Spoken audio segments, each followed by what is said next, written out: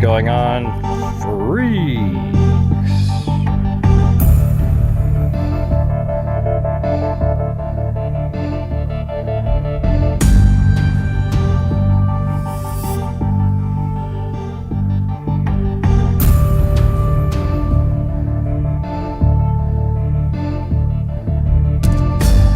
Anybody here? Hello?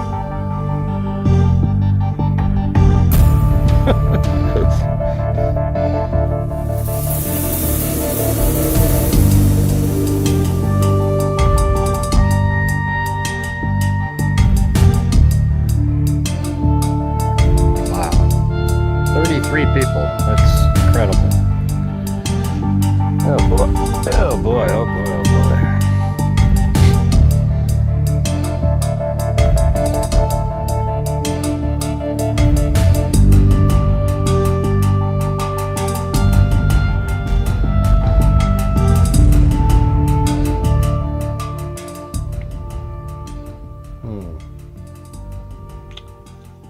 Don't know. I don't think my notifications are going out.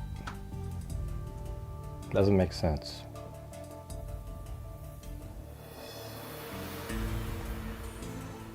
We've got 37 people.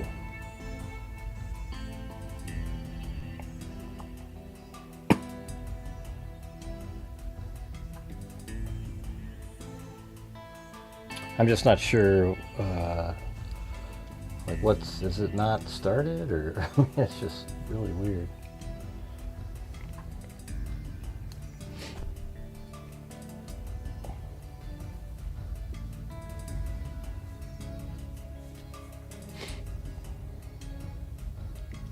All right. Well, yeah, everybody hit that like button.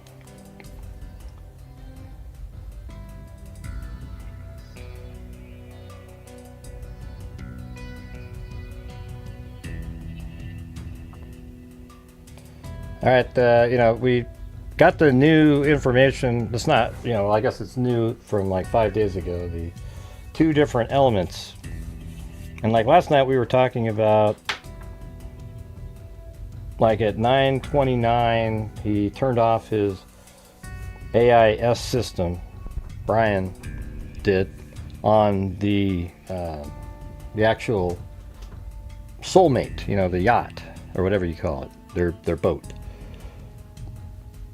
So that was turned off at 9:29, and then it came back on in the next morning.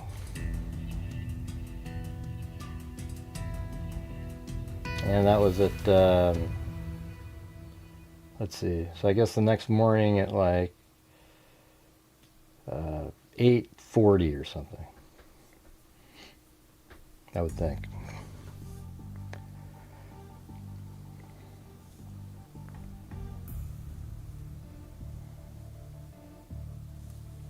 Hello, Jason Bourne. Good to see you back in there.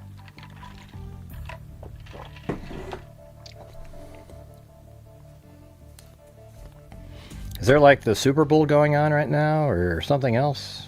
What am I missing? It's just wild, man. Absolutely wild. 180,000 subs, and you got 60 people. 59. That doesn't even make any sense mathematically.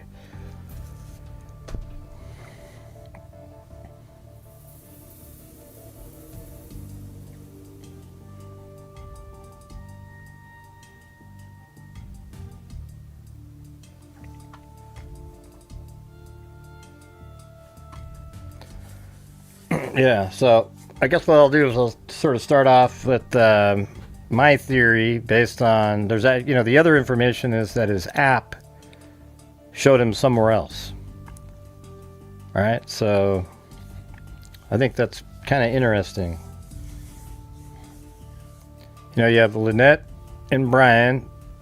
They're over here in this, I guess it's called the Abaco Inn. And it seems to be everywhere that at 7:30 they left. Now, is that just what Brian's telling everybody? Did they leave earlier than that? Or is that like an official time that people know that they left? Now, they would have left in the dinghy, all right? And the dinghy looks like this. It's really small, tiny little thing. And they would have taken the dinghy. They were, apparently, and I think they did. I think they took the dinghy back to the yacht. I actually think they made it to the yacht. Absolutely. Made it to the yacht. And then after they made it onto the yacht, as being their custom, whenever they drink, it was a really toxic relationship. Brian is, there's records of him being violent out there from drinking. And so I think they likely got into a fight of some sort that led to the death of Lynette Hooker. Like she died somehow in that. Now, it's probably something that wasn't bloody or anything. It's probably like she said, I'm leaving you. And he's like, no, you're not. And then he just choked her, strangled her to death. This is just a theory, okay? So this isn't, it isn't this is what happened, okay? But my theory here, I think, is a pretty good one. So they make it back to the boat, and then I think at 9:29, they're both still on the boat, and that's when he turned off the AIS system. And I guess that's right here. It says, data obtained by Fox News Digital through marine tracking company Vessel Finder shows the Soulmate Automatic Identification System, AIS, which broadcasts a vessel's identity, speed, and position. Hey, thanks, Wild Bill Wassman. It tracks its identity, speed, and location. So it would have GPS coordinates, how fast it was going, and its identity. He turned it off at 9:29 p.m. You know why he turned it off at 9:29 p.m.? Is because he's moving his actual yacht at that time. And I think the dinghy and Lynette, Lynette's inside the boat, the yacht, and then he's towing the dinghy, and he takes her somewhere else inside his yacht. And then he either puts her on land somewhere by, or at sea, So there's like a couple ways you could look at it. I don't know how easy it is to get in your dinghy at sea from the yacht, or do you have to kind of pull up to a dock somewhere and then there's a dinghy, then you get in, or does the dinghy get hoisted up, but et cetera, et cetera, et cetera. I don't know how that works, okay? But then, he takes the yacht and the dinghy somewhere else, and then that's where he disposed of Lynette's body. And I think this is sort of on the fly, like it wasn't a planned out thing. And then he thought to himself, okay, I got to make this look like an accident. All right. So he gets on the dinghy, and apparently he has the app on his phone is different. It's not the AIS system. His app on his phone was used to help get around while in the dinghy. All right. So the map, apparently the information that is on this app does not match up with the information that he told law enforcement. So that's a huge deal. And I guarantee you this, that the time that his dinghy app showed him somewhere else is within the same window that he turned off his AIS system. So he thought to himself, oh, okay, well, I got to make it look like an accident. So after he disposed of wherever Lynette is, he then, he first brings the yacht back to its original spot. And then that's when he goes back into the dinghy and he starts making it look like something happened. So then he says, okay, she falls off the boat because of high waves. Okay, that's a good excuse. But how come I didn't go track her and go get her? Because I have the dinghy. Oh, I know. She'll have both keys, one in a dry bag and one that was connected to her wrist or whatnot, and that's what runs the motor. Without that sort of safety mechanism, the motor won't run. So she's going to fall into the water with both of them. But I think he had one of them at least with him at the time, and he still used it. And I think then he made sure that his stepdaughter knew that he threw in a life, like a flotation device, because he knew that it would be found somewhere out there. And it was found, and they go, oh yeah. So then it makes it look like he tried to help, but he just wasn't able to. You see? I mean, it's really kind of a sort of a simply kind of story, really, if you think about it like that. And then he gets, let's see. So then at that point, I think he still has the key, and he's able to get it far enough out there, like late at night. This is probably like midnight now. He turns it off at 9:29, maybe midnight, 1 in the morning. And I'd love to know what time that dinghy, that app that he had regarding the dinghy, what time that thing was moving around, because I think it's going to be late. I think it's going to be really late at night, and the boat. He already had brought the yacht back to where it was, and now the whole ruse goes into play, and then he sort of fakes like he drifts over to the other shore, so that it just kind of looks like it. He tried to, and that's the whole thing, is he tried to explain why there's 8 hours of time, and of course that also is helped by her falling into the water with both sets of keys, right? It's ridiculous.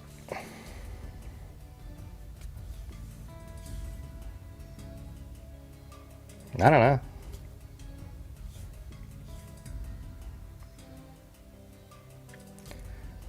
What do you mean? Would it be hard to unlock from the mooring ball? I mean, that's where he stays. I'm sure it's not that difficult. It's like, you got to be able to get out when you want to get out and do something.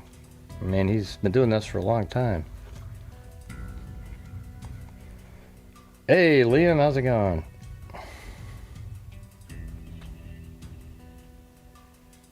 Yeah, but it was late at night, I'm talking, this is going to be, 10 o'clock at night. Maybe somebody did hear something or whatever.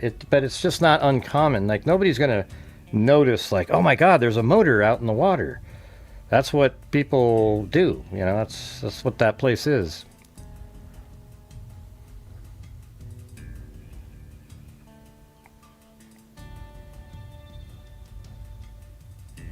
Yeah, but it's not a big, of course, somebody hearing the motor, well, I don't even know what that means.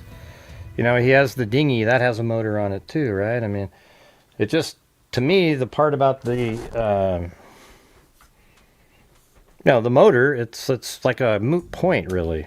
There's other boats and whatnot around, and a lot of people at 10 o'clock are doing something else, They're watching TV or, I don't know. I mean, it just doesn't seem like it's, like, wouldn't they hear the motor, though? Well, look, he turned it off at 9:29. Why would he do that? Why did he turn off the AIS system, which is the automatic identification system, at 9:29? Why would he turn that off? Can you think of any reason that he would turn that off other than he's going to be using his yacht and moving it for a certain amount of time, and then he put it back later where it was supposed to be, and then he got back to the yacht, and then he turned back the AIS system the next morning?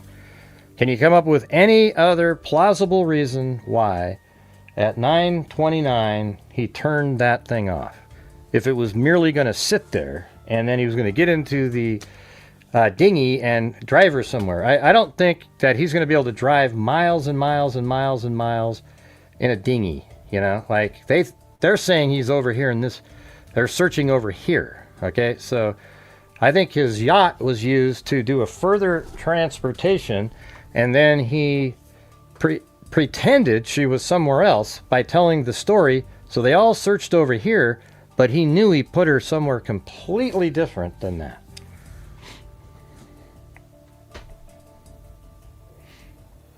Yeah, you're hiding information, but the only reason would be you're hiding the fact that you're moving the boat. That's what you're hiding when you turn that off, right? Because it has identification, speed, and location. What other reason would he need to turn that off other than the fact that he's using the boat, right? So that's the thing. There's zero, they say it's possible it got accidentally shut off. Forget it. It didn't accidentally get shut off. So at 9:29, the same night that Lynette goes missing, 2 hours after apparently they're seen leaving on the dinghy, it takes probably 20 minutes to get back to the ship. They're 8 o'clock, they're inside the, something happens. Now he has to think about what he's going to do. Okay, yeah.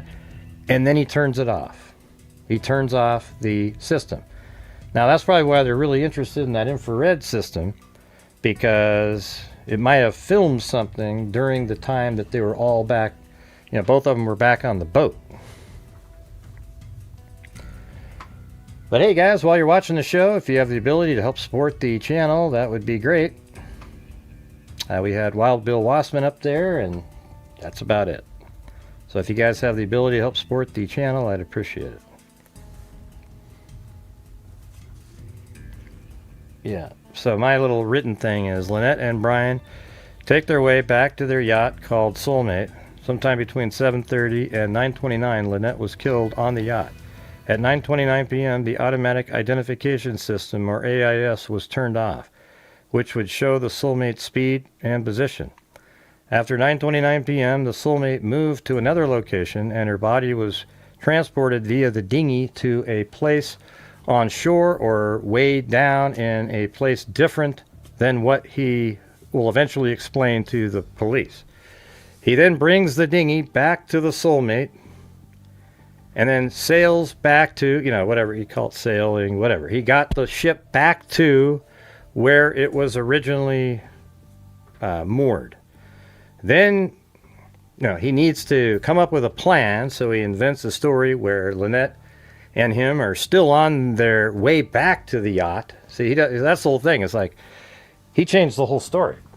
He knows that people know that they were in the dinghy going back to the yacht, and that would be. Here's the thing: she has to have disappeared on the ride from 7:30 to the yacht, because if you say that we went back to the yacht, then there's a hell of a lot more pressure on you. You get it? Like all of a sudden, now you're at the yacht. Where the hell did she go? You were right there, man. But this story sounds like, mildly plausible when he told it, but it didn't sound legit whatsoever. So then he needs to come up with a plan. So he invents a story where Lynette and him are still on their way back to the yacht, and she fell in shortly after 7:30. Of course, the plan only works if he doesn't have the ability to save her and has a plausible reason why she fell in. So he told authorities that the waves knocked her into the water, and she just happened to have the dinghy motor safety key attached to her body and the spare in a dry bag as she fell over, leaving Brian with no way to turn on the motor and go get her. So of course, now he can't follow her. He then tosses a flotation device into the water, knowing later when it's found it would verify that he tried to help. He had to dispose of the keys somewhere, perhaps in the water, and then later in the evening around 12 p.m. he starts making his way to the shore near Marsh Harbor where he can tell his story. Doesn't that sound just totally legit? Right there.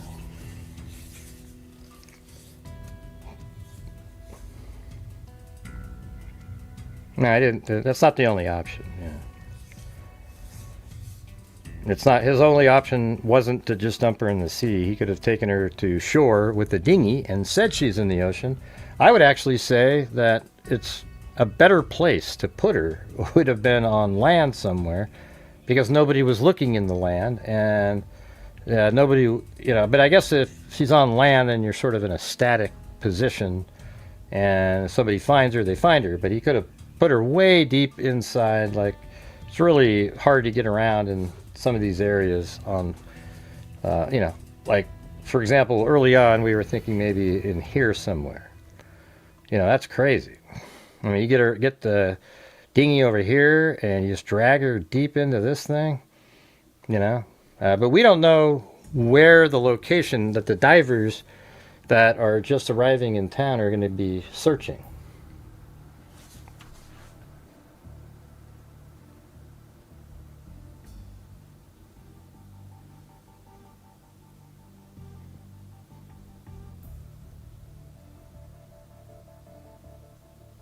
They did. They already the bigger weather wasn't until later in the evening, so it doesn't match what he said. Let's see. These are the newer ones. U.S. Coast Guard divers have arrived in the Bahamas as the agency resumes its search for Lynette Hooker, the American woman who disappeared in April after her husband said she fell from a boat in an official said Tuesday.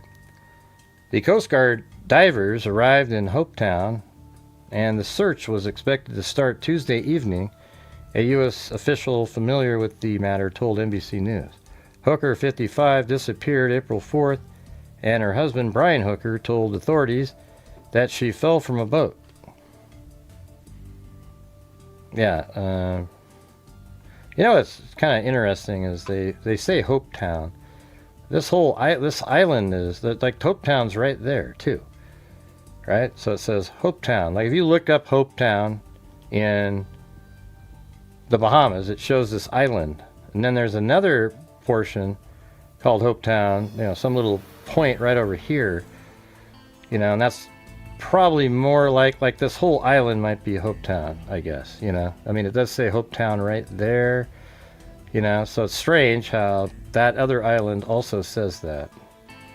If you type in Hopetown, I mean, it literally, like that is the pin. It's right there. See that?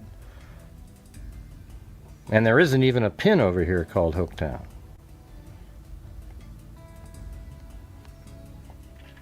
Thanks again to Wild Bill Wassman.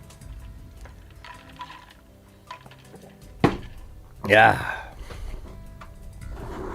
Hey, Whiskey Boots, Jen Kelly, how the hell's it going? Chaos Mama. Chaos Mama, jeez. And we say howdy here. Lori Bach, shake my head. Mark Bates. Yeah. Yeah, no, it's what do you mean battery was low, Mark? What are you saying? I don't even know what you're referring to when you said that. But come on, you gotta admit, like that makes sense, right? That they're right here and they made it back to the yacht. Doesn't that make a hell of a lot of sense? Sense that he made it back to the yacht? Because let me just say this: why would you ever need to turn off the AIS system if you never made it back to the yacht? What would be the point of that? Like, she's in the dinghy, and he couldn't have, by the way, right? So the interesting part is that his story is that she fell over into the water. He tried to throw something. He didn't have any keys, and eventually he drifted across and got to the other side at 4 o'clock in the morning. So who's the ghost that was on his yacht that turned off the AIS system? Anybody?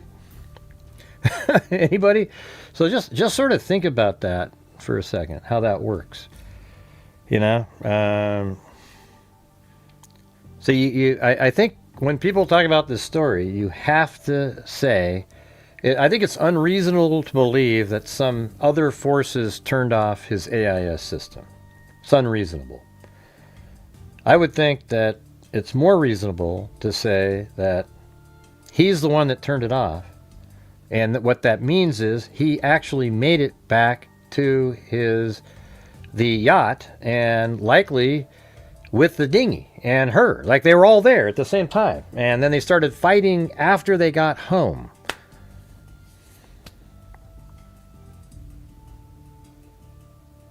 But who? But who? I don't know what that means. Low is a reason, but who? I don't know what that means. Yeah, I don't know. Why you would turn it off? Like you think he? Okay, well, let me ask you something though, Mark. How was it turned off at 9:30 at night? Because the batteries were low. Isn't that also tell you that he's lying? Because he never made it back to the yacht that night. He drifted across.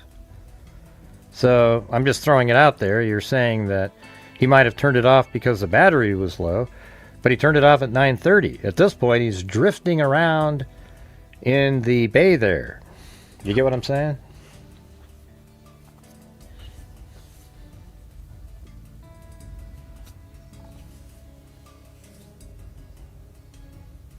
No, Paulette. God, yeah. Let's not overthink it. He turned it off, okay? And by the way, why would he turn it off with a remote, Paulette? That's what I'm saying. Why would he turn off the AI, the AIS system remotely? What possible reason would he have to do that? If it's just sitting there, moored.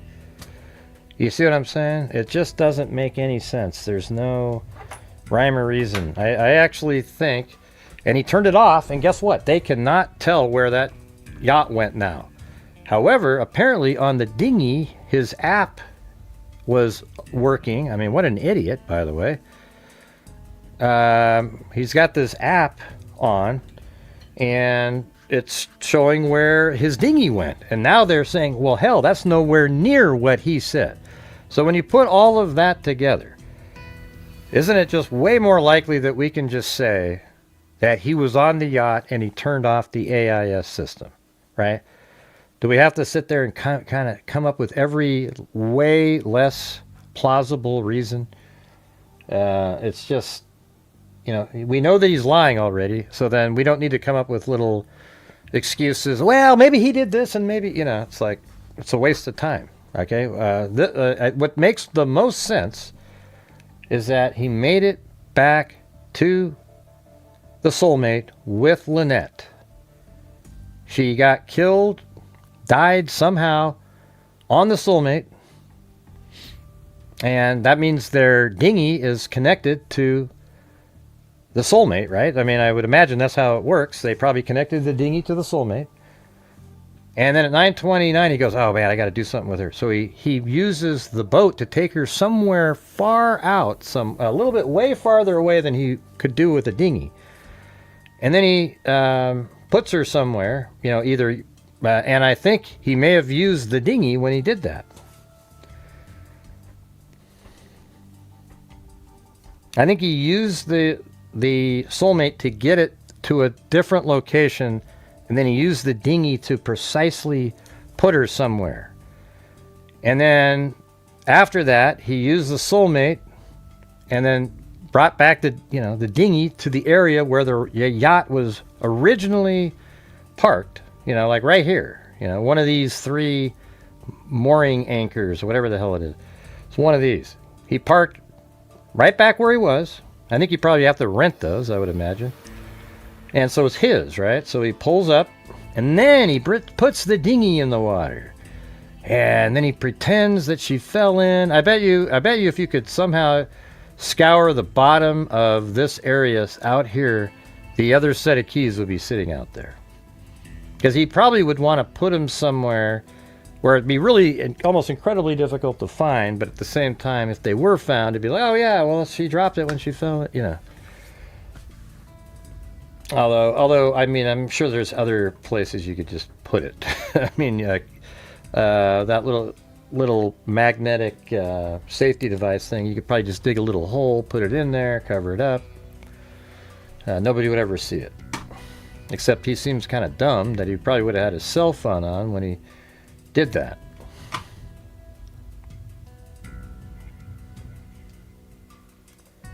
Yeah, my thing is, I think she was buried somewhere. I think if she was put into the sea over here, into this area, she would have floated to the shore. For sure. And if he did weigh her down, it would be something a hell of a lot heavier than a diving weight. Okay, it would be bodies. We've covered cases where, or at least, one case we covered, and then, there was 2 of them actually. I think it was the Russell and Shirley Dermond, and then also Man, can't remember the name of the case, but the one where that deaf girl that worked at a bank, you know, they were both tied down. Both cases, they were tied down with cinder blocks that weigh a ton, you know, like a lot, right? And then the decomposition made them float to the surface, you know, all the way up. And so you have to have an extraordinary amount of weight to actually keep the body on the bottom. No. Overthinking again. Let's see.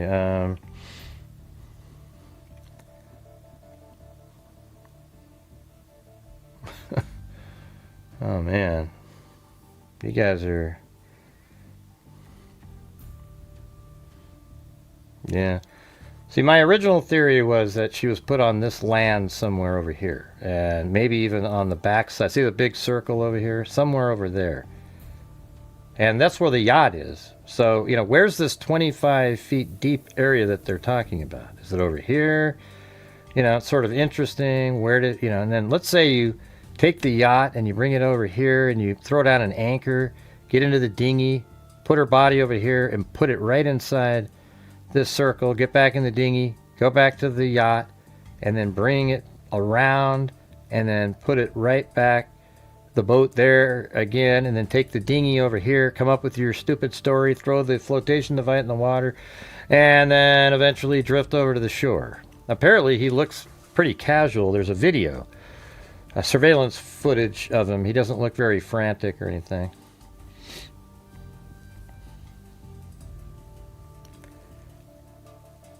Yeah. Well, we don't know, Paulette. He could have actually just put her into drug her into here. You know, I don't know if he was buried. You know, look how thick this stuff is. You know.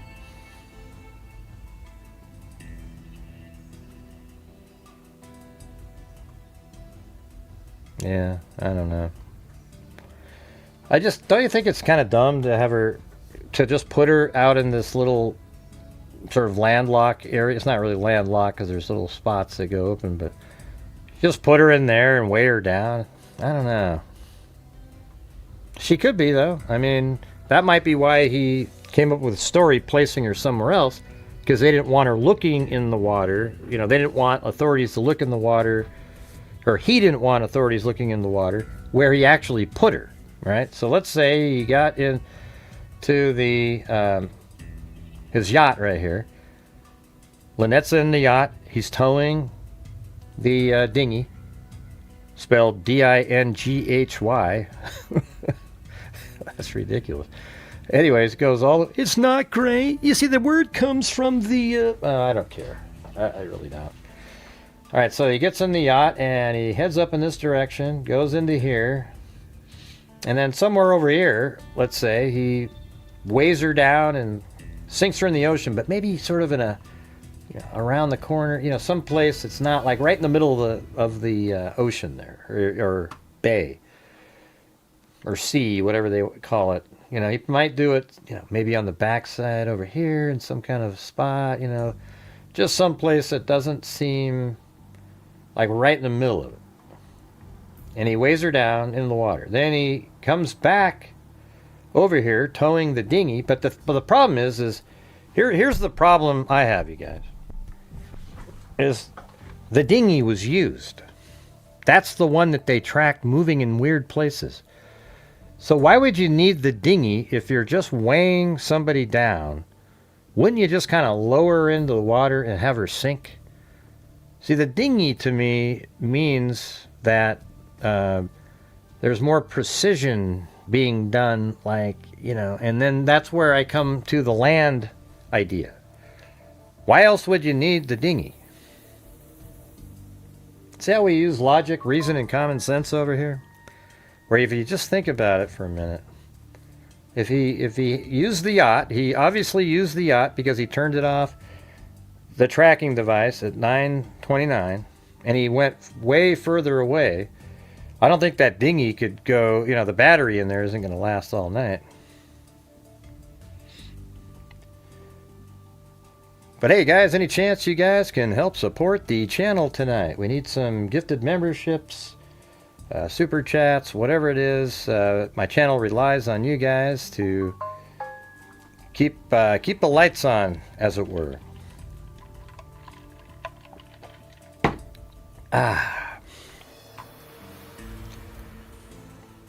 Hang hang.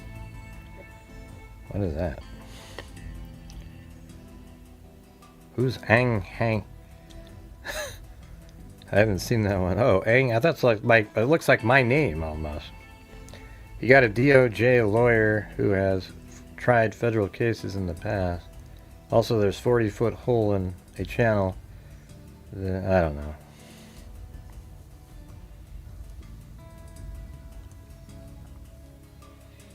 Yeah.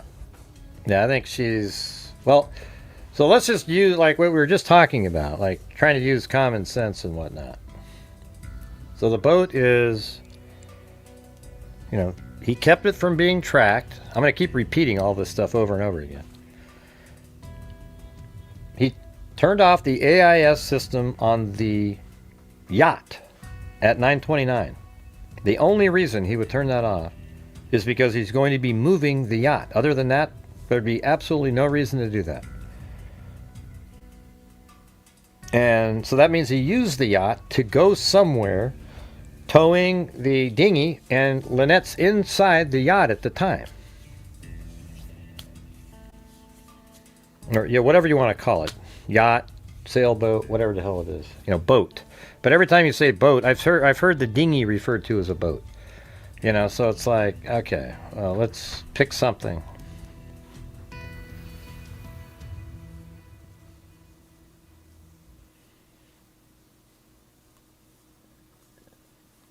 Right.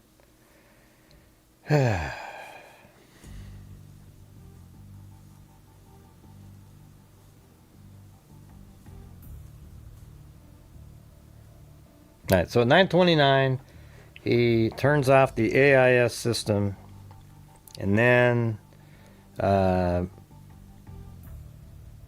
moves the yacht, obviously, because you wouldn't turn it off otherwise. He brings Lynette's in the yacht.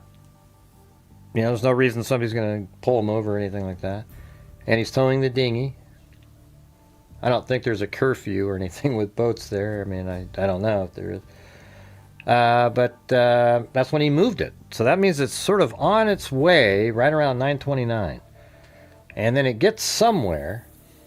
And then we know that the dinghy was moving around in a place that wasn't consistent with what Brian told authorities where he said his dinghy was.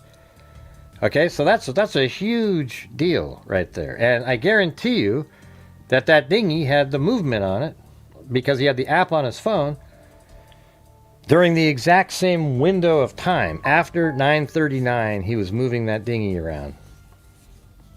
That's my opinion.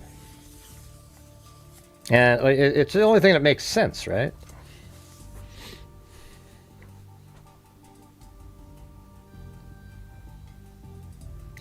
Is it certain she was ever on the yacht? I don't know. I'm just telling you my theory. Obviously, she was on the yacht at some point, earlier in the day or whatever. Now, there's no information that she made it back to the yacht after 7:30, other than what I'm telling you. That's what common sense tells you. Now, if you can come up with another plausible theory that's just as good, let me know. Because whenever somebody does, well, what about this? And it's always something ridiculously less likely.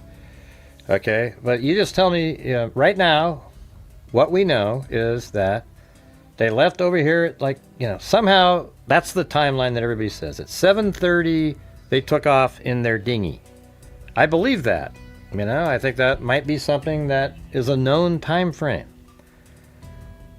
And, it'd be interesting if there was any kind of surveillance looking out into the harbor here, but I don't know if there is. And then I think at 7:30, they made it to the yacht, probably by I don't know, probably only took 20 minutes or whatever. So maybe by 8 o'clock, they're at their yacht. And then they had been drinking, as they do, and they fight and get violent and angry. And something happened on that yacht. They were already at home for the evening. Something happened. And now he realized he has to cover it up. So he's sitting there and he thinks, man, what do I do? What do I do?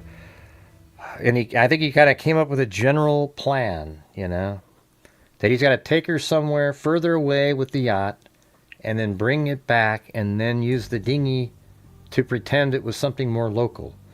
So then he makes, at 9:29, he turns off the AIS system that tracks the yacht.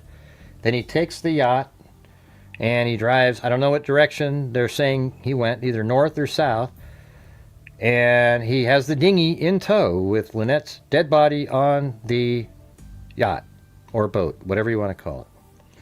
Then wherever he ends up going with it, that's when the dinghy was deployed to transport Lynette's body in the darkness. He probably was sort of shielding the location with his yacht and then quickly moved her somewhere. Because I don't really know what the yacht motion would be for, other than it had to transport Lynette's body. Because if you're just throwing her over covered with an anchor, you would just toss her off your boat. That's all you would do. There's no reason that a dinghy is moving around in an area that it shouldn't be moving around in based on his story. Okay, I don't know what the watches have to do with anything. Ah, God, you guys. Oh boy, 2 dinghy engine, blah, blah, blah. They already have it, the motion captured on it. Hey, look at Wild Bill Wassman's trying to get a wave going. You see, you said there were 2 dinghy engines and one does not record info. They're easy to switch out. How does that make sense when we already know that the information on his app that stored the movements of the dinghy don't add up to the same time frame? That means he didn't do that. Hey, thanks, Wild Bill Wassman. I think right now we're currently at 1/20th of a nightly goal. So just for your information. We have 3. Wild Bill Wassman's the only person who's helped support the channel tonight. That's it. He's got 2 memberships and 1 super chat. Any chance any of the rest of you could help support the channel as we're continuing to move through the month? Yeah, the dinghy's tiny. But why else do you think he moved the dinghy around when he could just weigh her down and toss her over the side of the yacht? I mean, here's, I guess another theory would be that he did do that, and then the movement of the dinghy well, no, because he would have had to bring the yacht back to its mooring position. That's it. So he definitely would have had to bring back the dinghy or the yacht to the mooring location. And then that's when he got back in the dinghy by himself and orchestrated the story and the ruse. But this is probably more like midnight, in my opinion.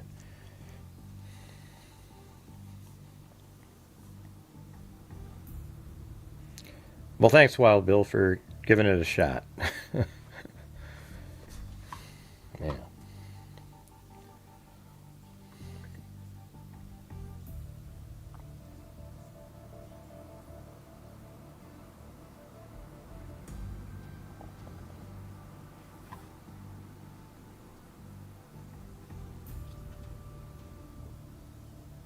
I know. Yeah. Well, you're the only one.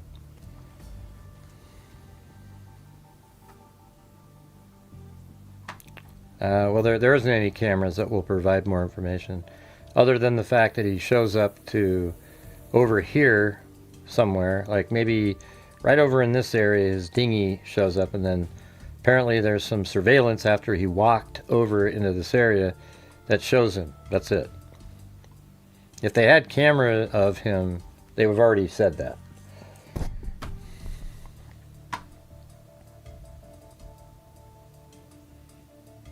Yeah, well, why do you need to have somebody reporting that the yacht was moved, Sandy? I just told you it doesn't make sense that it wasn't moved. I didn't remember anyone reporting that the yacht was moved. It was on the mooring ball that was rented. I just told you the whole story, Sandy. Were you not paying attention, or what are you referring to? I just told you that the yacht, just pay attention for a minute, then we can be on the same page, all right? The yacht was right here, okay?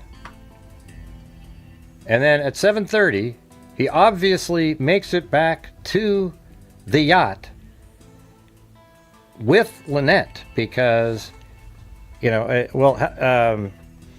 I guess that's just has to be the way it is. Because I guess you could say, well, she fell over before, then he made it to the yacht, and then he came up with the story, right? But she would have just shown up on shore if she'd fallen over here. There's no doubt about it, okay? So they made it back to the yacht. And then at 9:29, he turned off the tracking device, you know, basically the software AIS system that tracks the yacht location and the speed that the yacht's going. Can you come up with a reason that you would turn that off if you're not moving it? Anybody? I'm just waiting for one person to come up with something that's like, wow, that makes sense.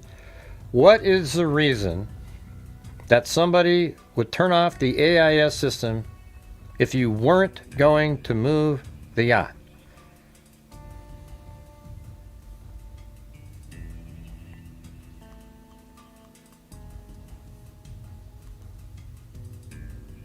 I'm just waiting. I'm waiting for somebody. Ah, Jesus. It what?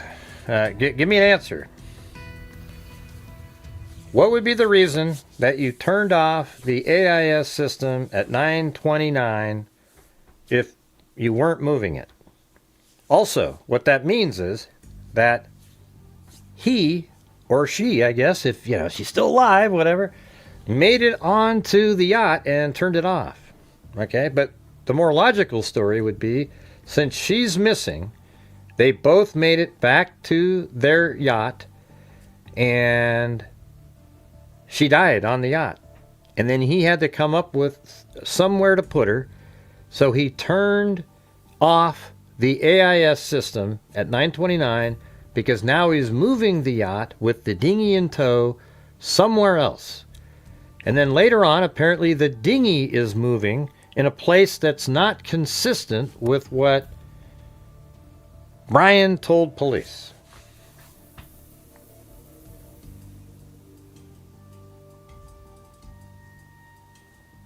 You get it? Anybody? I know. Doesn't that just make sense? I mean, to me, the fact that he turned that thing off at 9:29, I think just incredibly strongly suggests that Lynette made it back to the yacht. And there's no evidence that she didn't make it back to the yacht. But there is evidence that they did make it back to the yacht. You know what that is? The AIS system was turned off at 9:29. That means he was on the yacht. So likely she was on the yacht. Like incredibly likely. It doesn't make sense that she fell in the water on the way back to the yacht and he couldn't get her. Then he goes to the yacht and he turns off the AIS system. No, it does not. I know, yeah, it's like, well, it's clear here on this channel, Wild Bill. Nobody else has these same thoughts out there. So when you're here and you work through it logically, that's how it works. But there's a lot of people out there that doesn't. Now I'm not saying this is exactly what happened. This is the best explanation of the information that we have so far. Okay? That's it.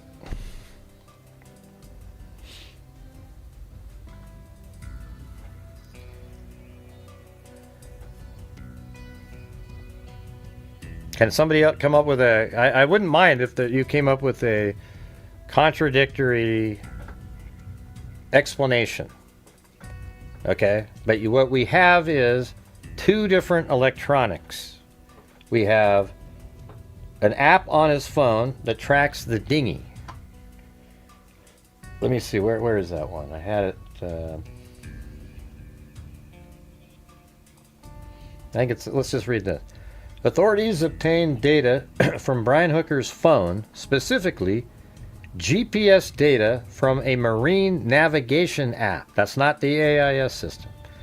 That was used while the couple was on the dinghy, the sources said. So does that mean like it's always being used while...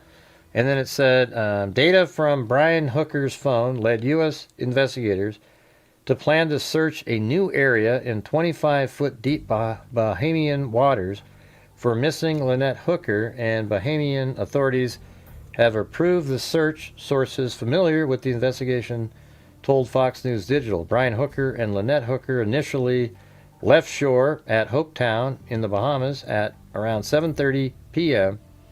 on April 4th, with the husband telling local authorities that rough waters caused his wife to fall off the dinghy. However, GPS data from Brian Hooker's phone obtained by authorities allegedly shows a discrepancy between what he first told law enforcement sources familiar with the investigation. Sources familiar with the investigation told... Oh, wait. Law enforcement officials familiar told Fox News Digital. The discrepancy prompted federal U.S. authorities to seek permission from Bahamian authorities to search a new area in the Sea of Abaco with 25-foot deep waters. I mean, that's so damning. It's unbelievable. You know? We're getting into the Koberger realm now. Where you put the puzzle pieces together. But hey, guys, we're about an hour into the show now. If you guys have the ability to help support the channel, I'd really appreciate it. We're having another one of those struggling nights right now. I think we're only at $15, and our goal every single night is around 300. So we're really short. So if you guys have the ability, that would be fantastic. Thank you. You know, let's not make Wild Bill Wassman be the only person.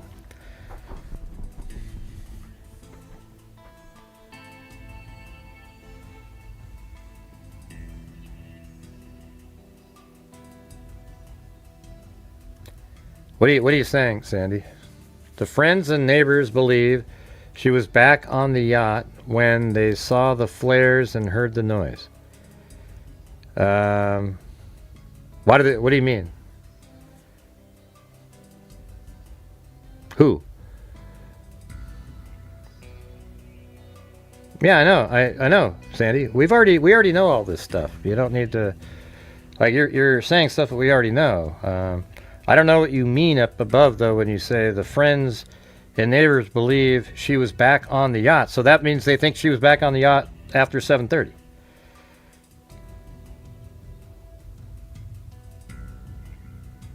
Right. Yeah, I mean, they know what time it was that the yacht was being tracked by the app. They all know that, you know? So it's not like a... I don't know. It's not a mystery. They're aware of the time, and the app showed that the dinghy was not where he said it was. And you know what I think? I think the yacht is right next to where the dinghy is moving from. You know, if you put the start of where the dinghy was, I think his yacht is probably going to be near there. Although I don't know. Does it work like let's say he's towing the dinghy? Does it still track the movement of it, or does it have to be like the motor's on, then that connects to the app, etc.? So that would be sort of interesting to know. Like if you're just towing the dinghy.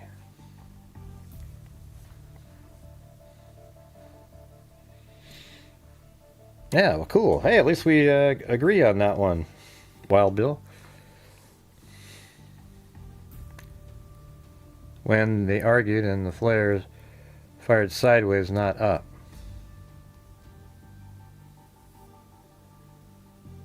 Yeah, I think he took her in the yacht. Yeah, not the dinghy. You know why? Because he turned off the AIS system. He moved the yacht after that.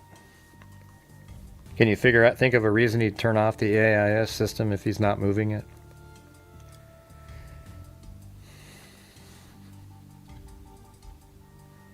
Okay, let me do this. What do you mean, and a splash? Jeez. I don't know. Some of these people I don't believe. Like, they just sort of, they want to be part of the case. Oh yeah, I heard a splash. I mean, come on. How do we know that? Let's just go with the data, you know.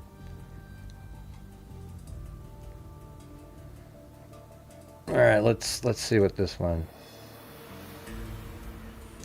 All right, guys. Anybody hearing what I'm saying? If you guys could please help support the channel, we got to try to, you know, give it a shot. Try to reach the goal, maybe.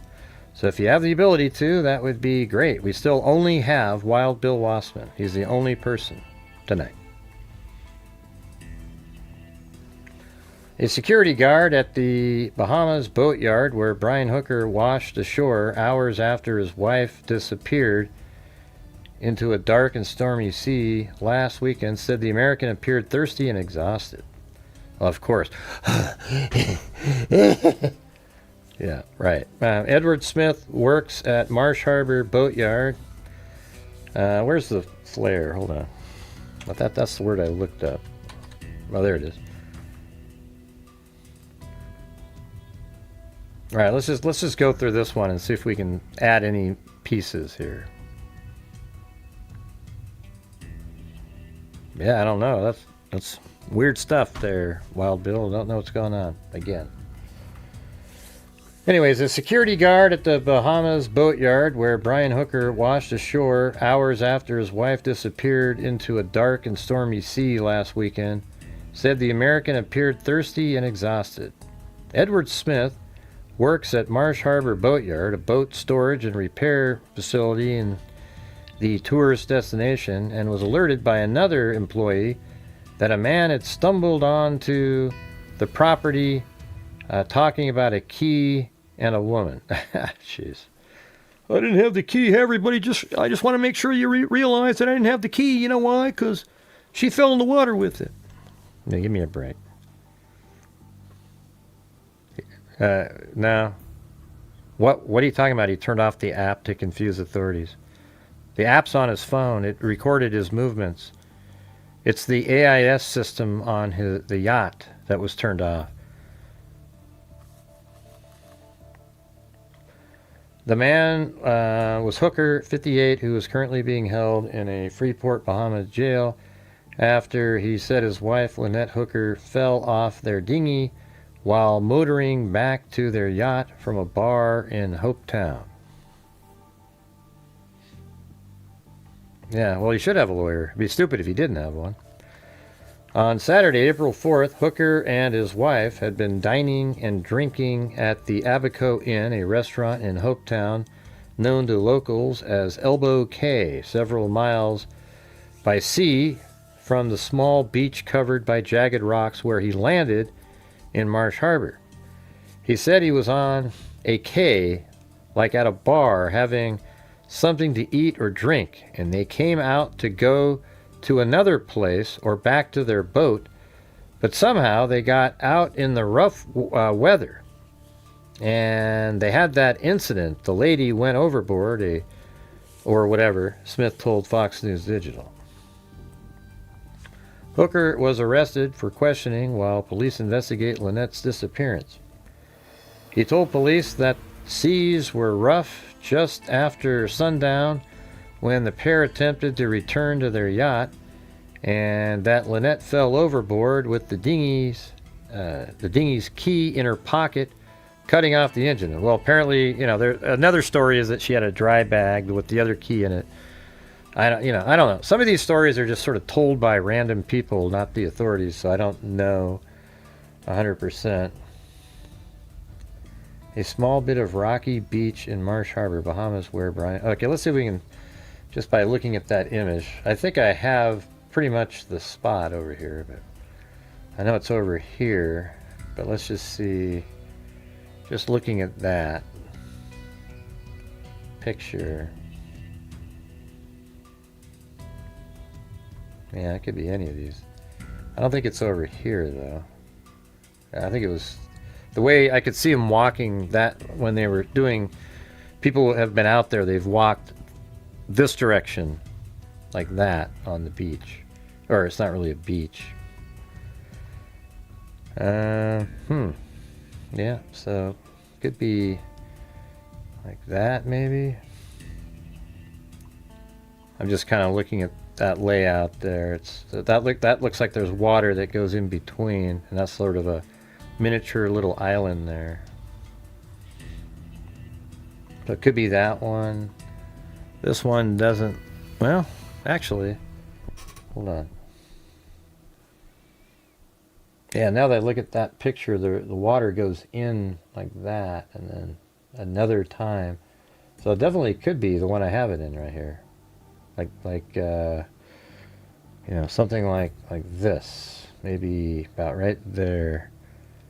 Although there's like a sandy beach, so I don't think. Yeah, that one can't really be it. I think it's this one right there. I think it's over here. I guess now that I look at that beach, see how there's like almost like a road thing that goes around on the beach, and that kind of looks like that right there.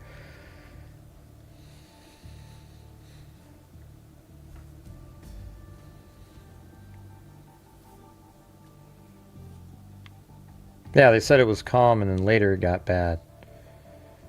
Hey, thanks. Angies. Or Anghaze 123.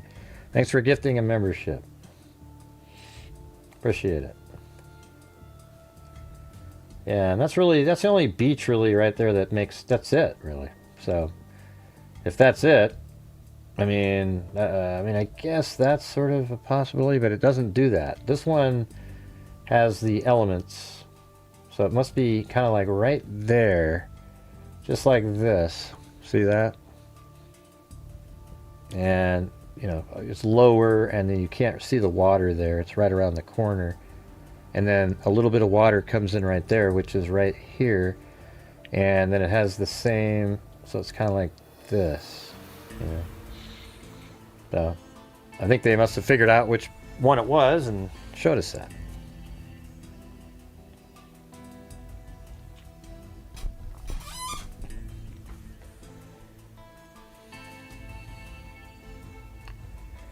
Under special circumstances that, let's see, police have not charged a hooker with a crime. This is back then. I wanted to go down here though. He was more exhausted than anything else, said Smith. He was asking for water. He wanted water to drink. What else would he want water for? I mean, look at that. It's so dramatic sounding. He was more exhausted than anything else, said Smith. He was asking for water. He wanted water to drink. Just to have something to drink, He wanted water. He wanted water to drink. No, he wanted to throw water up in the air, God. I asked him, so where is the lady? Smith recalled. Let me ask you something. Why were you asking? So he mentioned something. He says, she's in the water. Oh, I thought he wanted water to drink, to throw into the water with that. Smith said he asked Hooker what time Lynette fell in the water, to which he replied 7 p.m. So I say from 7, and you just reaching the shore now, Smith said. He said the wind was blowing so strong. So when that happened, the boat blew away from him, and he couldn't really see in the dark. According to Smith, Hooker told him that when he saw Lynette, she was swimming back towards Hopetown. I thought you said she was swimming back to the yacht, not Hopetown. Where'd that story go? Remember the other story was that she was swimming back to the yacht? She was swimming back towards Hopetown with a yellow bag on her person. He said Hooker was wearing a yellow bag when he, let's see. She was swimming back towards Hopetown with a yellow bag on her person. Is that the dry bag? He said Hooker was wearing a yellow bag when he washed ashore too. Hooker told Smith he tried to signal for help from the small vessel. He said he sent up 2 flares. So he's claiming that he sent up 2 flares. The first flare he sent up there was a boat that passed, and then they didn't respond to it. He said another boat passed. He sent up another flare, and they didn't respond to it. Smith called the police to assist Hooker. He said the police arrived at about 5 a.m. and Hooker was still talking to them when his shift ended at 7 a.m. Oh, is that the other direction? Or that's just a little bit more down. That's probably like right over here, I think. Yeah, I think. I don't think you can see over there. Yeah, maybe. I don't know. Either way, it's right over here somewhere.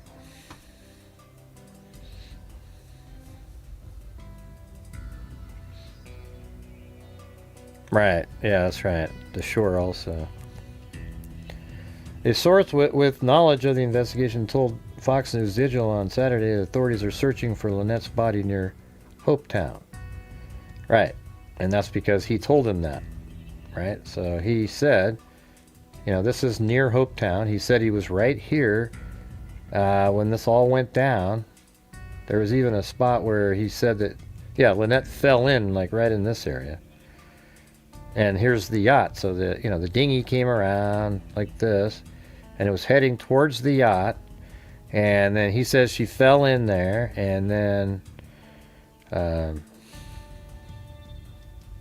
she either kept trying to swim to the yacht, tried to swim to the shore, or apparently swim back to Hopetown.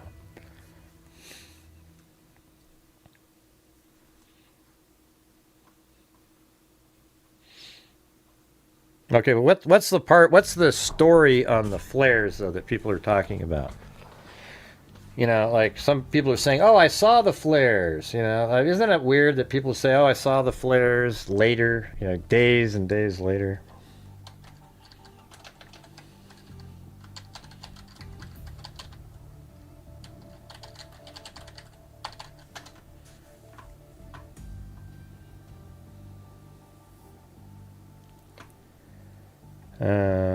Did husband shoot off flares? I don't know. That was Ashley Banfield.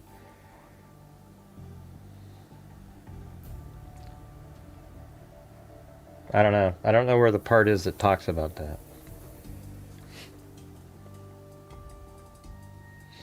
All right, good night, Sandy.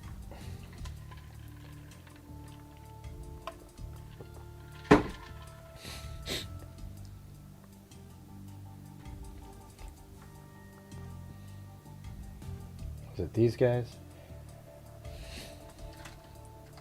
Oh. He said elements of Hooker's story didn't quite add up, including comments about the sunset, and Hooker's claim that he shot off 2 flares after his wife went overboard. It didn't make linear sense. Stevenson said he spoke to people he trusts in the Bahamas who confirmed that the weather did get bad that night. However, that doesn't match the timing of Hooker's story, he noted. I can believe the weather got bad later that evening, Stevenson said. However, in that night, he experienced bad weather for sure. Somewhere in that night, he experienced bad weather for sure. Still, Stevenson emphasized that he released the recording in hopes of aiding the search for Lynette Hooker, rather than focusing on speculation that Brian Hooker is behind his wife's disappearance. Everything that shifts more towards the criminal side shifts away from where's Lynette's side.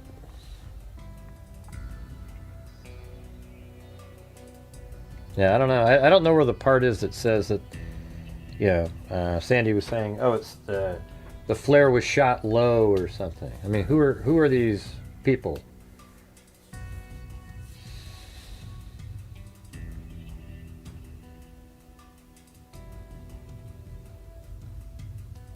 Yeah. If your body's weighed down and it's not with extreme amount of weight, your body's going to float to the surface after the decomposition gases start filling up the body. So for the people that are showing up late here again, I'm going to tell you again, I'll probably repeat it multiple times because I think this is most likely what happened. So at 7:30, the boat comes out. I think every article says 7:30. All right, so the dinghy comes around and it's heading back towards the yacht, and they in fact make it back to the yacht. Okay, they make it back to the yacht by 7:50, 8 o'clock. They pull up next to it, and then they get into the yacht. And then they had been drinking, so they might have been fighting in the dinghy on the way.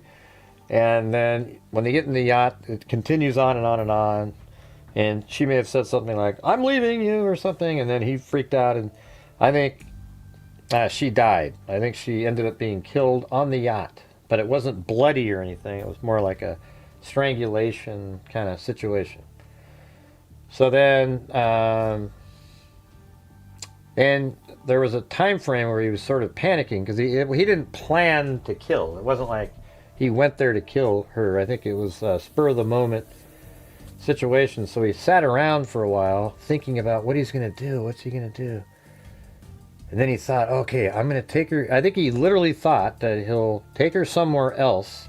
People saw me in the dinghy heading this direction.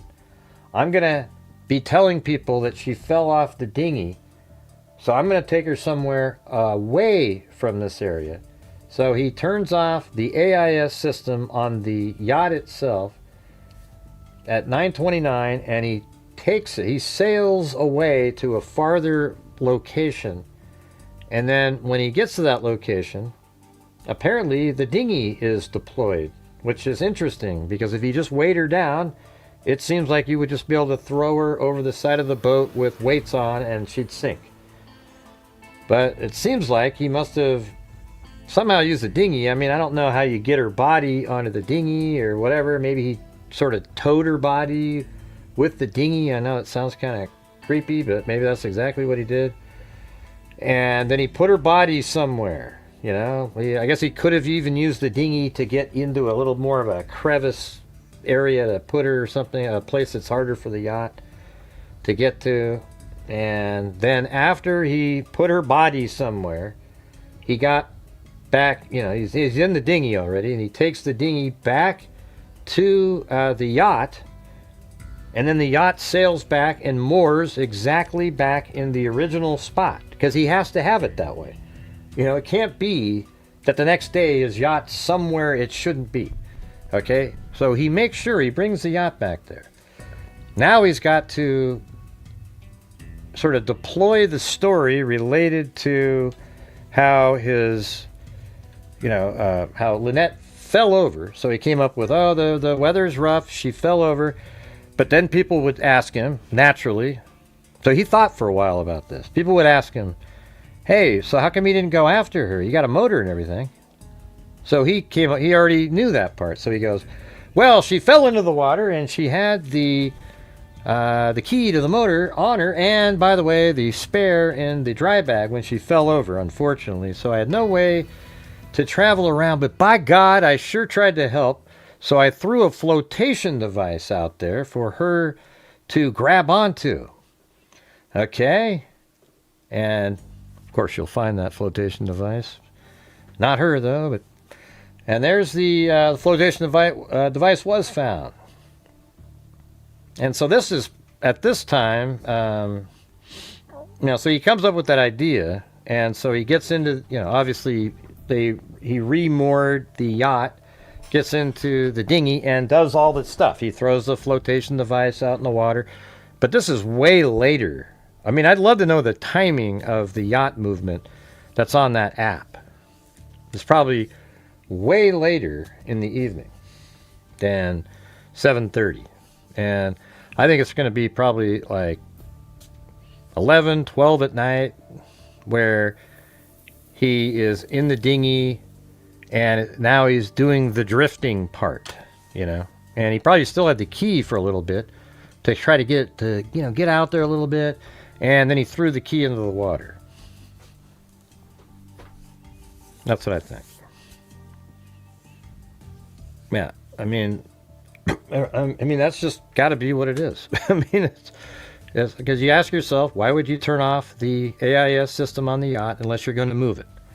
And we also know that the movement on the app of the movement of the dinghy showed him in a completely different space than he told authorities, and we know that that movement is likely going to be in between the 9:29 time frame and the next, before he got there at 4 in the morning. Hey, you guys, any chance you could help support the channel tonight? My channel relies on the people watching the show, so if you have the ability to send in super chats or gift some channel memberships, I'd really appreciate it. We do a lot of great things usually at the end of each month, and could use your guys' support. Thank you. Did I see what video? I don't even know what you're talking about.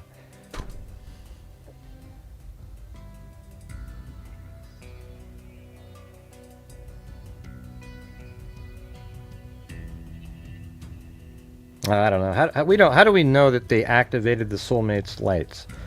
I think a lot of people are just sort of inventing stuff, you know. How do we know that it's a video showing another thing and then it activated the soulmates motion sensors? I mean, how do we know that? Honestly, how do we know that for sure? Oh, there's Wild Bill Wassman again. Thank you. Hey, and thank you, Run the World. Hey, you're the second person tonight to help support the... Well, third, actually. There was... Anghe. However you say that up there.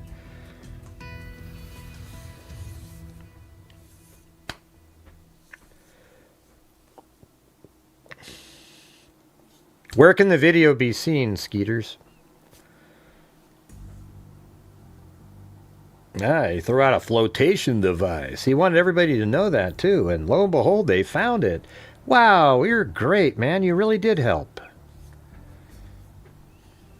Yeah, I let's see. Okay, how about this? Let's do a poll.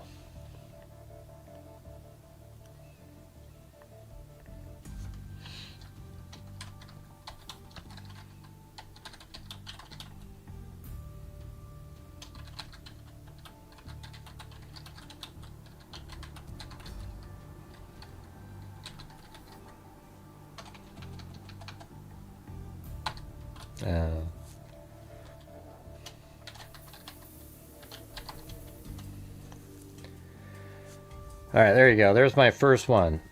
Let's see if we got logical people. Okay. Her sources. Okay.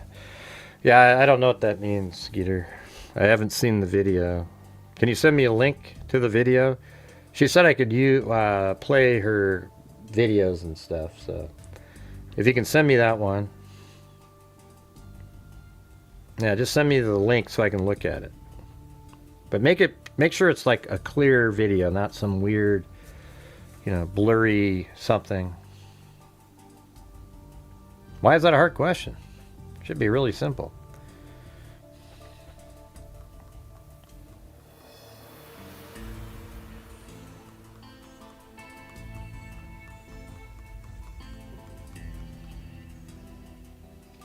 I mean, how far do you think you can go in that dinghy, by the way? Like, let's say he went north after going out of this harbor here. How far? I mean, that dinghy's so little. It seems like it would run out of juice before it even got over to over here. It's kind of meant for like short excursions, like here to there and then back to there. Maybe you could go a little bit further than that, but I just doubt that it's sitting there going like miles and miles. You know, let's say he goes over to there. I mean, how far is that? That's, 6 miles over there, just to that spot.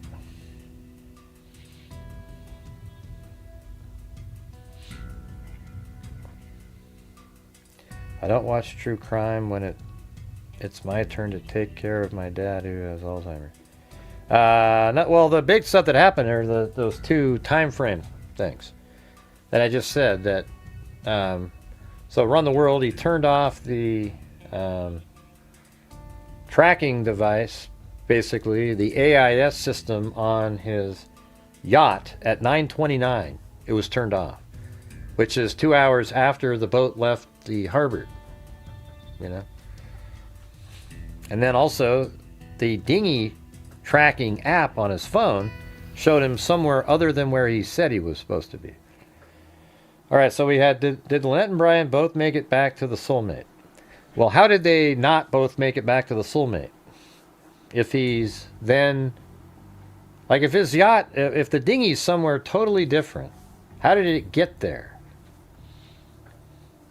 And then how did he make it back to the yacht to turn off the AIS system at 9:29? So, like, I guess what we're going to say is that he took the dinghy in a totally different direction, dumped her body, and then came back to the yacht with the dinghy, and then turned off the AIS system. So then he gets back in his yacht and then goes over to the other coast. Why did he turn that off? It doesn't make any sense. Like, there's no reason to turn off the tracking device of the yacht unless you moved it. And the only reason he would move that is if he needs to move Lynette somewhere that night. You get it?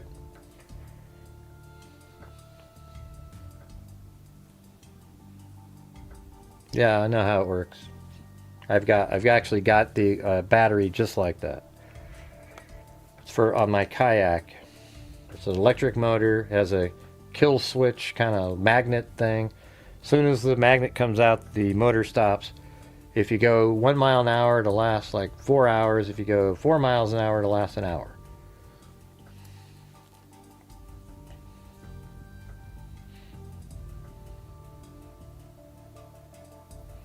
Mm-hmm.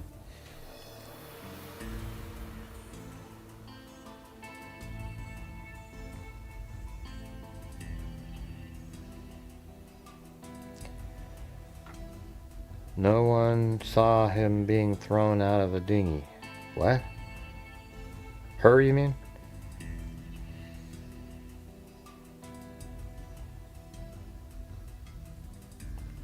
I'm just reading comments.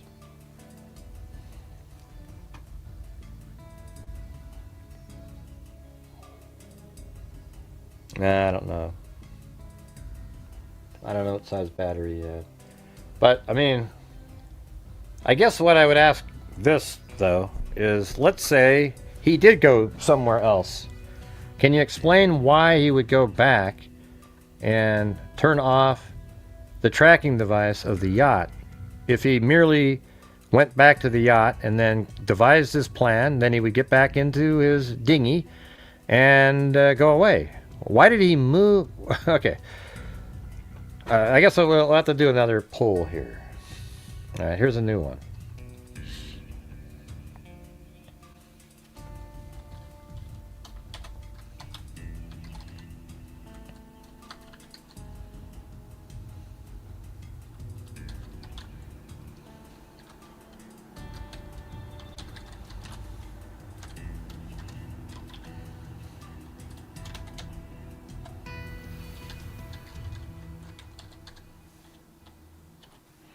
I'm just asking, did he move the yacht that night? That's it.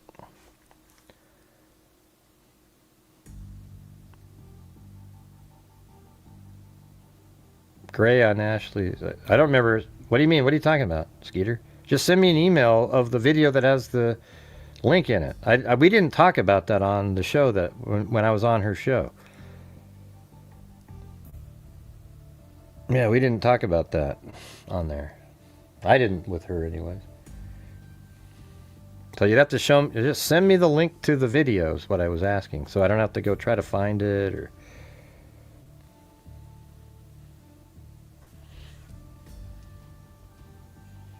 How come people are saying no here? I don't get the logic there. Did he move the yacht that night? 50% say no. How are you coming up with that? Why did he turn off the tracking device on his yacht the night Lynette went missing at 9:29? Why did he do that?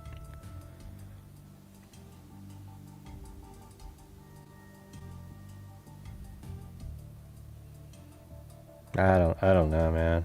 What you guys are talking about.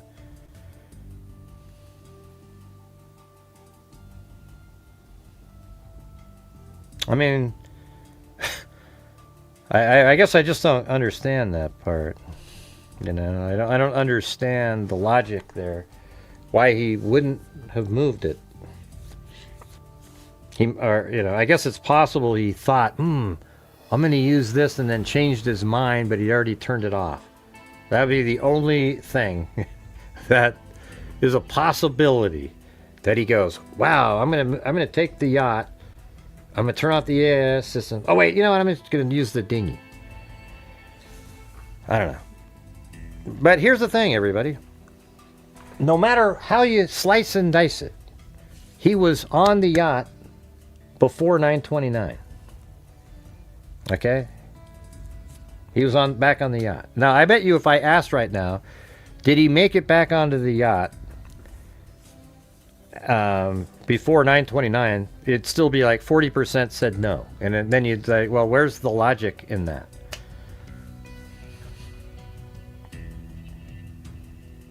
I know, that's what we said, Jana. We've said that 100 times already. Yeah, we've gone over that 1,000,000 times. I'm trying to get other people to see the logic. That's what we do here. We use logic, reason, common sense to work through cases. When people don't deploy that, it really we get into places that never turn out to be reality. So I don't know, in this case, we don't know 100% what's going on, but I'd like to have more information. But what we have so far, that's what it means. Okay, send me the link, Skeeters. Did you send me the link? I'll check my email. I've already asked you multiple times, so hopefully we've got it. No, don't see it. I don't see it. So, oh well. We're not going to be able to do it.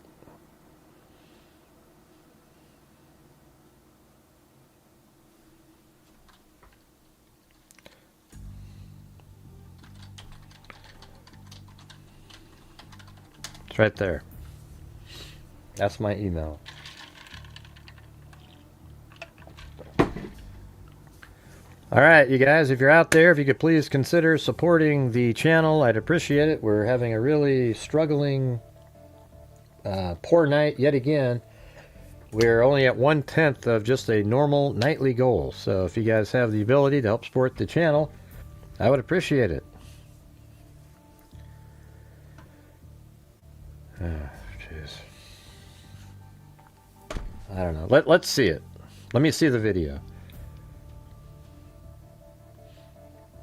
No, that's not logical. That's less logical, Technocrat. You know why? Because he put it back. Okay? He put it back, so he wasn't trying to confuse anybody. That doesn't make any sense at all. The logic is, he took the yacht to confuse law enforcement. No, he wasn't trying to confuse law enforcement because he put the yacht right back where it was, and they can't even track where it was during that time because he turned off the AIS system. So, try another one. If he made it back to the yacht, then his whole story... Yeah, well, it is bullshit. His whole story is bullshit because he turned off the AIS system at 9:29. Now, people are trying to bend over backwards, coming up with the other reason that maybe the AIS system turns off, but it's garbage. Okay, the odds of that happening on that night, when it really matters, is 0. Okay, the same, like 2 hours after she goes missing, you can't track his yacht anymore. Okay. Hey, thanks, Jim Long. How about some of the rest of you guys? Let's get some gifted memberships out there for people. The smoking gun is what Lynette's mother and daughter said about his... Right, well, I wouldn't call that the smoking gun. You know. I just would say that that is a piece of really strong circumstantial evidence. She wasn't, the greatest in the world either. I mean, I think they both had it was a very volatile relationship that neither of them should have been in, and probably likely when they both drank, it wasn't good. You know. Hey, thanks again there. Ang hey. Hey, can you give me the phonetics how to say that? What am I saying? Like Angela Hayes or... No, Ang Hayes. Oh, it is Ang Hayes. Oh, okay. Wow, so I was sort of saying it right. That's interesting. I've never seen that before.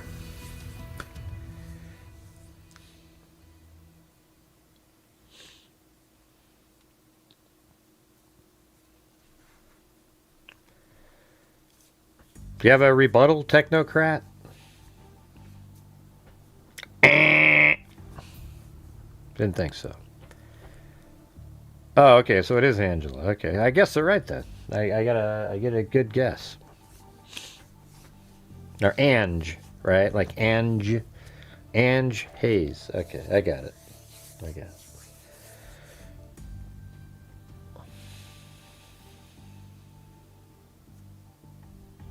Oh, by the way, during right near the end of the show,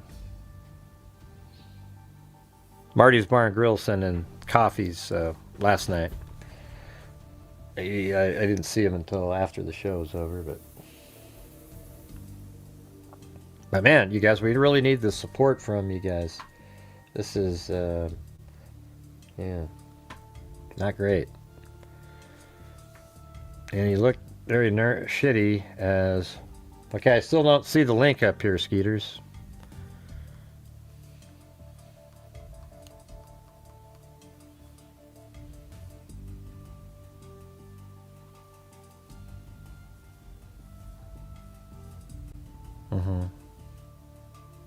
Oh, that Marty was yesterday, not today.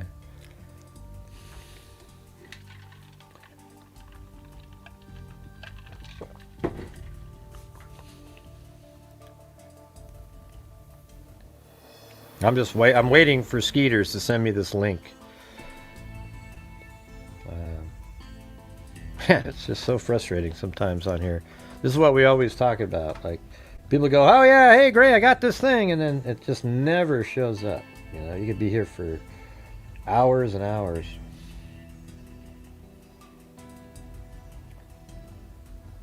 Okay, yeah, you went to my spam folder, by the way, just now.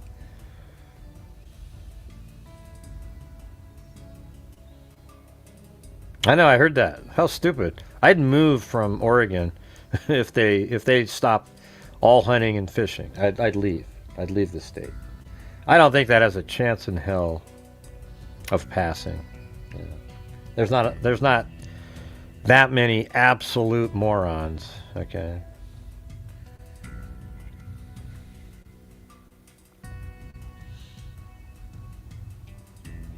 Is it this one? Hey, okay. Everyone, I'm... Okay, a minute ago you said I was on that video. 5:20 mark, okay. This is Ashley Banfield. She said I could play her videos. Oh, this is sort of like that fire camera thing. What we thought might be a little black dot that could be a dinghy passing by, a very wide transom, a white catamaran that is parked, you know, one boat north of what looks like Soulmate. That's the boat that Lynette and Brian Hooker have been living aboard for the last 4 years. And what the boat that to 9:30 at night, just to figure out if we can see anything. The other night we brought you a story of what we thought might be a little black dot that could be... What is she talking about 9:30? What's she saying? The Sea of Abaco is great. It's grainy though. And so we have been like going over every inch of it Right from 7 o'clock on through to 9:30. Isn't that weird that 9:30 is mentioned in there? You know, right when the AIS system was turned off. At night, just to figure out if we can see anything. The other night we brought you a story of what we thought might be a little black dot that could be a dinghy passing by, a very wide transom, a white catamaran that is parked, one boat north of what looks like Soulmate. I don't see That's it. the boat that Lynette and Brian Hooker have been living aboard for the last 4 years, and the boat that they threw anchor down right exactly 7 p.m. Well, about 6 to 8 minutes after puttering out with your dinghy, we just have a picture of him walking to the dock at exactly 7 p.m. Well, about 6 to 8 minutes after puttering out with your dinghy out the White Sound Channel and then turning south towards where Soulmate was docked in Aunt Pat's Bay, it would take 6 to 8 minutes to get to the zone where he swears she bounced right off in this, fucking Andrea Gale storm. And so what's super interesting is that he said he began floating across the Sea of Abaco in the dark. Couldn't see her anymore. It was dark. Well, that's 8 o'clock at night. So your timeline doesn't work here. But nonetheless, he says he's floating. So your timeline doesn't work. Where he swears she bounced right off in this, fucking Andrea Gale storm. And so what's super interesting is that he said he began floating across the Sea of Abaco in the dark. Couldn't see her anymore. It was dark. Well, that's 8 o'clock at night. So your timeline doesn't work here. But nonetheless, he says he's floating across the Sea of Abaco. And he gets to Lubber's quarters. That's where Dean Zomzil's camera is. He's got a house facing to where Soulmate and where all this business would have been going on. And he's trying to get to Lubbers with the one oar that he has left. With the other one, broke the pin and I lost it. Well, that's never been found. But could not get to the north shore. How she's explaining is how I feel like so when then I'm he threw trying an to anchor explain down. it like that. It just doesn't make sense. He threw an anchor down on the north end of Lubbers. Hey, thanks, Skeeter. Well, it's like just a couple feet. It's like, super duper shallow. The locals have reported to me there's a huge reef all the way around the north shore of Lubbers. that's So bad, you could man. get out and stand. Yeah, you could get out and stand. When you threw your anchor overboard, it would have gone kerplunk, gunk. That's kind of what it sounds like. Kerplunk is breaking the water and then gunk hitting the bottom. Oh, Yeah, she was on my show one time, and then I was on her show one time, too. Or I've been on her show 2 or 3 times. basically it only took 5 feet of rope out with it. I can get out. No, but he didn't do that. He put the anchor down, says he fired off a flare. Don't ask why he's anchoring. Yeah, why didn't he put the anchor down when right after Lynette went overboard? Now, already a mile from where she bounced out. There she's saying that. Whatever, it's his story. Let's let him tell it. Firing off a flare from the north end of Lubbers, sitting on the reef in just a couple feet of water. Okay. So we actually have some witness reports of seeing a flare. Wow, I said when I heard this. Really? Tell me more. Turns out, sources have told me more, like a lot more. And it ain't good for Brian. The sources, Maybe we should start going over some of her videos again. I guess. She said I could do that. She said I don't have to ask to go over her videos. So that was pretty cool of her. But hey, you guys, any chance you could help support the channel tonight? Right now we're at 1/5 of a nightly goal. So at least we made some progress, but if you guys have the ability, that would be great. you think it is good for Brian, right? Oh, somebody saw a flare. Why do I want to do it today, Lori? Brian must be telling the truth. Not quite. First of all, the flare is coming from multiple people who were all in a group together. They all saw the same thing. I don't know the exact number of people, but it's more than 3.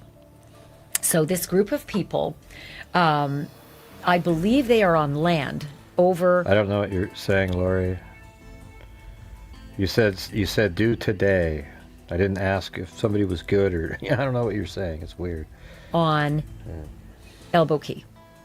right? So they're looking out towards Lubbers, and they're seeing the sailboats all anchored out in front of them, and then Lubbers is behind them. Well, you said due today. I don't know what that means. So this group of people all together all said they saw the same thing. They saw a flare going off at, you ready? 8 p.m. 8 p.m. That would be 15 minutes after Brian says he's had this massive struggle, and off, Lynette went, I couldn't get to her, and I began floating, and then I get to Lubbers. Hold on a second. 8 p.m. The same thing. They saw a flare going off at, you ready? 8 p.m. Yeah, but that actually, it doesn't matter really. It sort of helps him a little bit. The fact, if that there's a flare being shot off, I think he just shot it from his. Well, I mean, the thing is, why would you shoot it off from your dinghy or anything at 8? Because she's right there,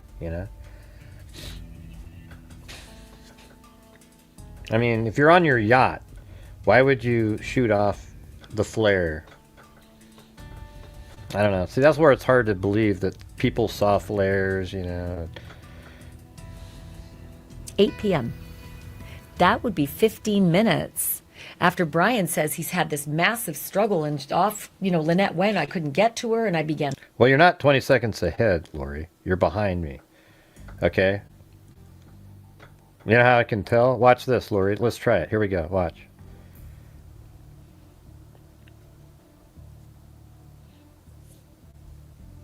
Oh, yeah. Well, but he didn't try to get it where it was seen by people.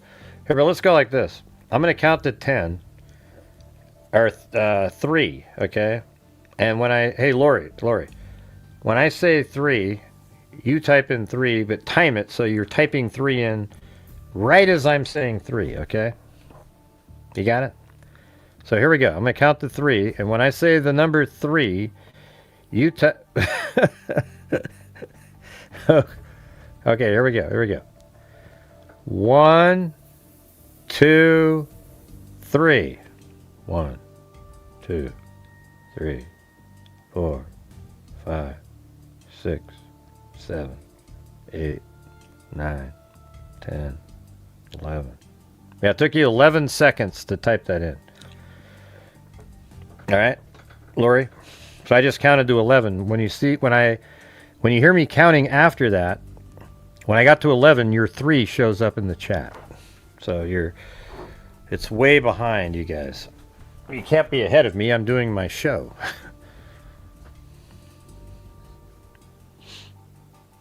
I know. But that means you're behind me, though, Lori. That's what I'm trying to tell you.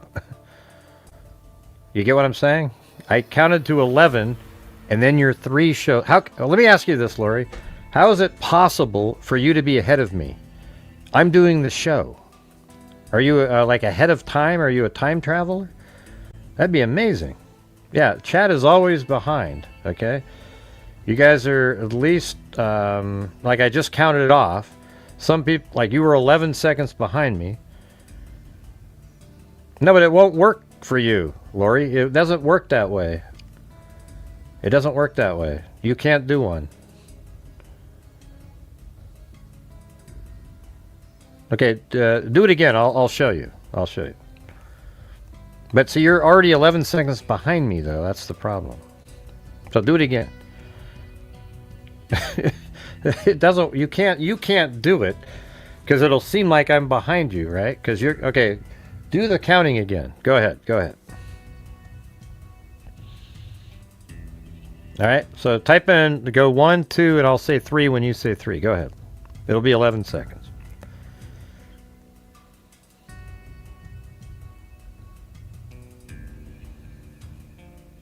Where's the 2?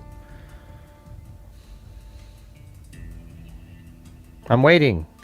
You didn't. I said do 1, 2, 3. And when you get to 3, I'll say 3.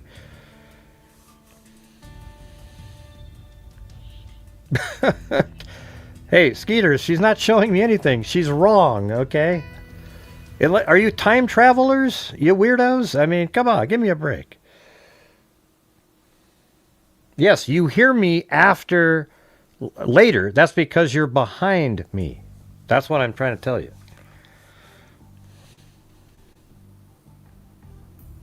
But go ahead. Go 1, 2, 3. And then when you say 3, I'll say 3. Go ahead.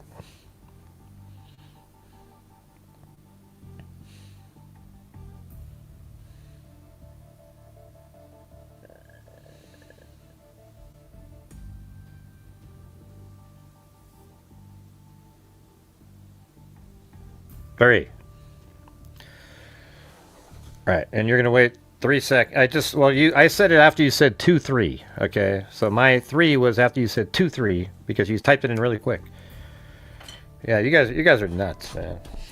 Anyways, let's play this. Floating, and then I get to lubbers, and I throw the anchor down, and I set a flare. Well, that ain't 15 minutes. And guess what else? Okay, well, I guess that's the case. I was thrown in prison. Darn it. Oh, well, I guess the show is now on hold because Skeeters tossed me into jail. The key is, will we get out of jail tonight? Because it's been so slow that I could see me languishing in here to the end of the show. Darn it. Yeah. Yeah, the way YouTube works is you have 3 different settings. There's one that you're about a minute ahead of everybody. There's one that you're about like 20 seconds ahead of everybody. And then there's another one where maybe you're 5 or 6 seconds. Okay? So, like when I go boom, you hear this boom 11 seconds from now. But in your mind, you'll hear me talking about it after that. Is that, what is that? Is that bail? Some bail money?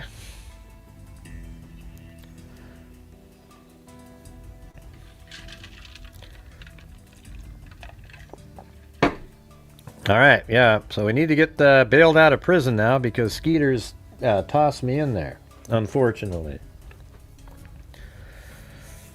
So who's going to help bail me out tonight? Yeah, we got little Wild Bill Wassman there. Skeeters. That's probably enough to, make a cake for the guard and get him the hell out of there.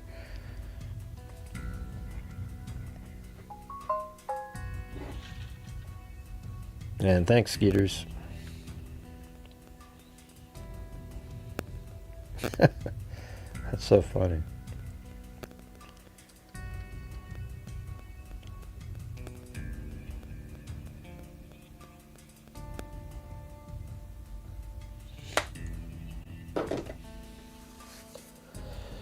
Yep, we're just stuck here in prison, you guys. We're stuck here in prison. Gonna need at least another 20. What are we at here? Probably 20 or so to get out of here.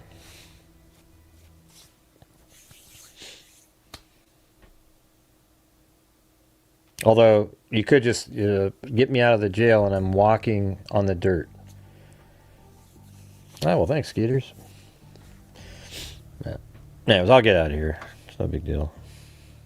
Tonight's one of those nights. All right, here we go. This group reports that the flare did not go off at Lubbers on the north end. The flare went off, according to these witnesses, at Soulmate. See? See, you got Brian and Lynette Hooker's. See, isn't it interesting? See, I haven't even seen these, but this stuff here makes my theory work. Okay?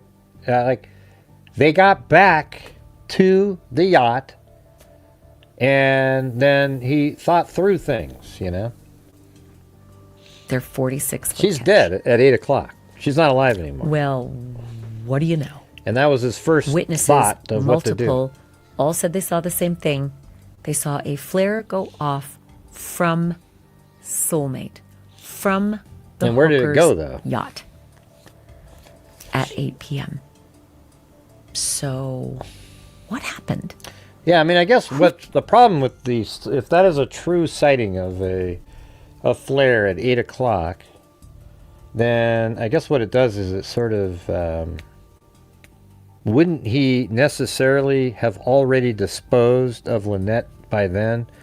Because what if somebody showed up when you fired it? Now, did he fire it in a way where it's not really going to get seen by very many people? Fired a flare from Soulmate if these witnesses are If they're accurate. Yeah, if they're accurate. See, there Why you would go. a flare be fired from Soulmate at 8 p.m.? It's just dark. It just got dark like 3. Yeah, we've said that on this channel. The dinghy. It was how the body was disposed. That's what I've said the entire time since the case started. 4 minutes prior, it started to go, can't see dark. And that got me thinking, okay, let me recalibrate here. Maybe they got back in the dinghy from the Abaco Inn, and that 15-minute max dinghy trip got them to Yeah, that's kind of what I was saying, like 7:45, 8 o'clock. Soulmate. There was no bouncing off the back baloney story. Maybe they got back to Soulmate. Oh, there you Maybe go. they got back up on See, look at that. Isn't that crazy? She must be using the same common sense. board Soulmate. Maybe something went sideways on Soulmate Yeah. between this volatile couple. A couple who, That's when they exactly drink, the same. things kind of go sideways. And they'd had a couple drinks, not a lot, 2 drinks each at the Abaco Inn. They had a lot of beer on board. Don't know if they were drinking it. Don't know if they had it in the cooler, maybe in the dinghy. Don't know. That wasn't found when the boat was marooned up in Marsh Harbor the next day. But maybe something happened on board Soulmate. Maybe somebody grabbed Wouldn't that be gun interesting? because the flare gets shot out of a gun. See, that's pretty interesting, right? I mean, what Wild Bill just said, it's like, what if she used it sort of like, hey, get out of here, and then shot it at him, and then he later said, oh, I shot a flare to explain why that was shot off, if it had been seen by somebody. On board Soulmate, maybe somebody grabbed that gun because the flare gets shot out of a gun. Usually, I don't know what the hookers did. They were liveaboards, so typically stuff is stowed in places that you know where to find it because your whole life is in like a little tiny, a quarter the size of a trailer. I mean, really, really small quarters, right? So I would think that their safety equipment would be stowed somewhere, probably out in the cockpit. Yeah, we've read all those. Would the flare And gun have just been we've lying seen around? that. Would somebody have like run for it to grab it? Was somebody shooting it at the other person? Was Brian shooting it at Lynette? Was Lynette shooting it at Brian? It might be like she shot it at him because she's angry and everything, but it made it outside, but he thought, nobody probably saw that. But then after that is when he killed her. And then at 9:29, he turns off the tracking device, and then he takes off. You see what I'm saying? I mean, it fits. I mean, everything that they're talking about right now, this other information fits right in with it. The flare thing is kind of, so just sort of a weird story, but what if she like fired it at him? He goes outside. He thought, well, if somebody sees it, I'll say that I shot one off. Then it'll look like I shot one because my flare gun will look like that. And, I mean, Brian has a history of being pretty handsy and violent and physical with family members. These are the allegations that have been made against him multiple times. Court papers, there's been a trial. He was acquitted of choking his 12-year-old daughter, but witnesses went up on the stand and swore under oath. He put his hands on my sister, the 12-year-old daughter he's got. Yeah, it's weird that she said the same thing that we've said about we're saying. I don't know when this was. It was a long time ago, I'd imagine. A month ago. Choked her. But what's weird is that new information supports that without having any of this other information. Lots of reports from family members of Lynette being choked out by Brian as well. Photographs she's taken of her back all bruised.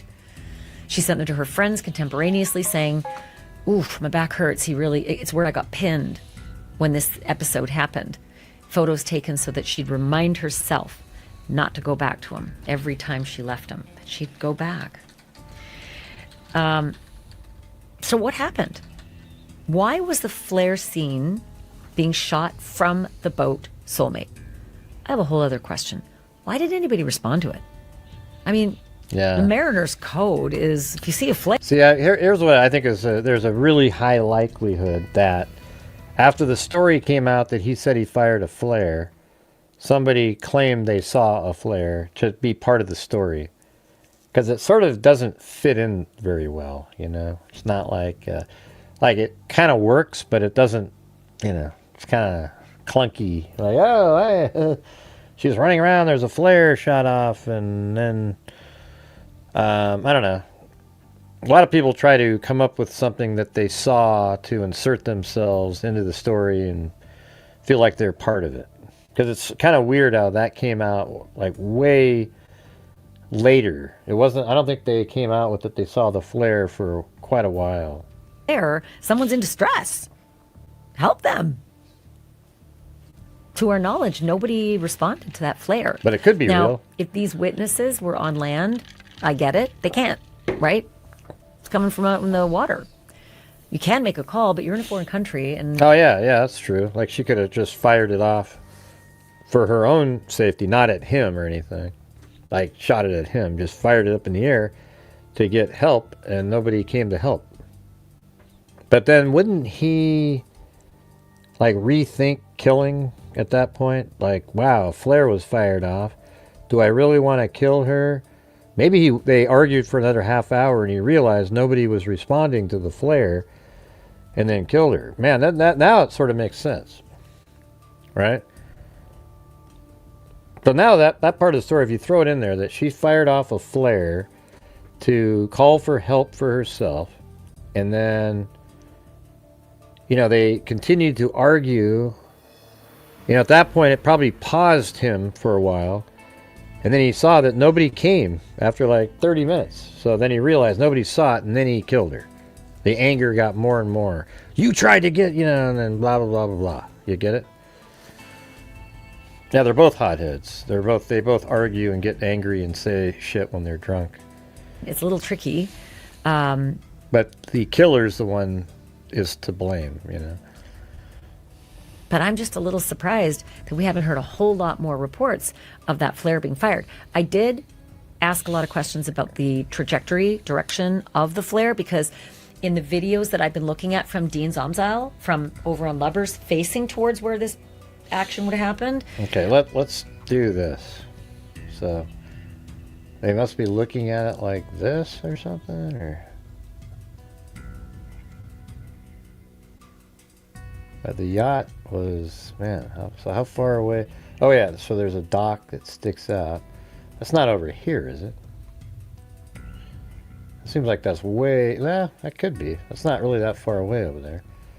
So let's see if we can find that dock over here. And what's the shape of the end of it? Kind of could be one of these. Yeah, see how there's no, the land over there is sparse, just like this. So this is getting pretty close. Now that's somebody's Ring camera, like, you know, almost like, can't be, I don't think it's that one, that's too wide.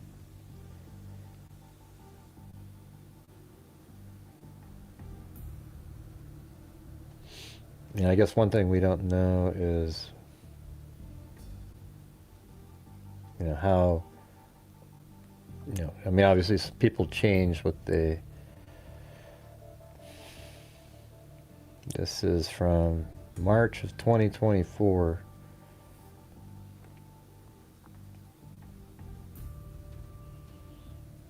Okay, so there's one that looks like that, and then it looks like a virtually straight dock on that one.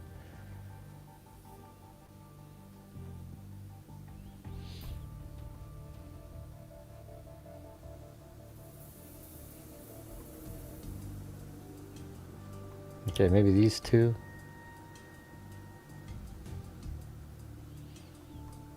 Well, I guess, yeah, I mean, look how perfect that one is. See how that one kind of goes to that point over there?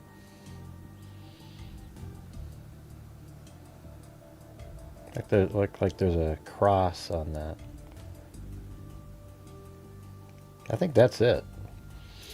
That one, right there. And so, see how like the angle of that dock goes over and hits the point coming off?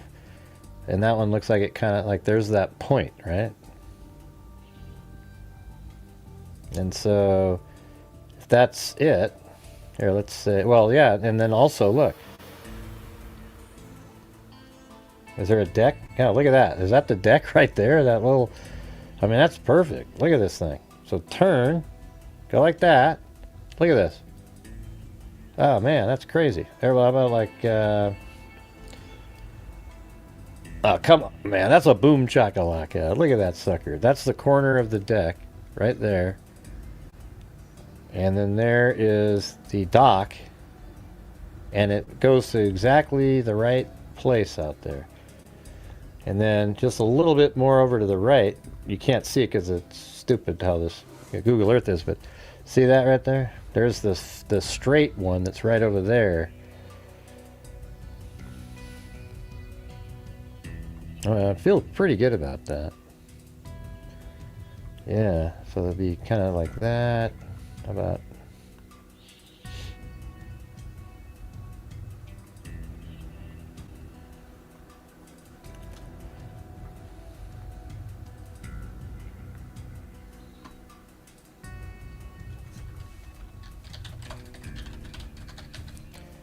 Okay. So then on this, I guess what we could do is draw a line from where the dinghy is. I mean, not the dinghy, the yacht. I don't know, that feels like the right spot. Yeah. But let's look elsewhere really quick. Yeah, see, it can't really be over here, right? Because look at how the land ends, and then there's a little bit more land over there, but I think that's what's represented by some of this land over here. So it's got to be a shot that's over here, and that's why I think we have the right place. However, the yacht was moored way over here, so I don't know what they're looking at on the video. You know, I mean, I just happen to be one of the few people on YouTube that goes out and verifies stuff without just going, oh, yeah, look at this, you know. So here is where the yacht is.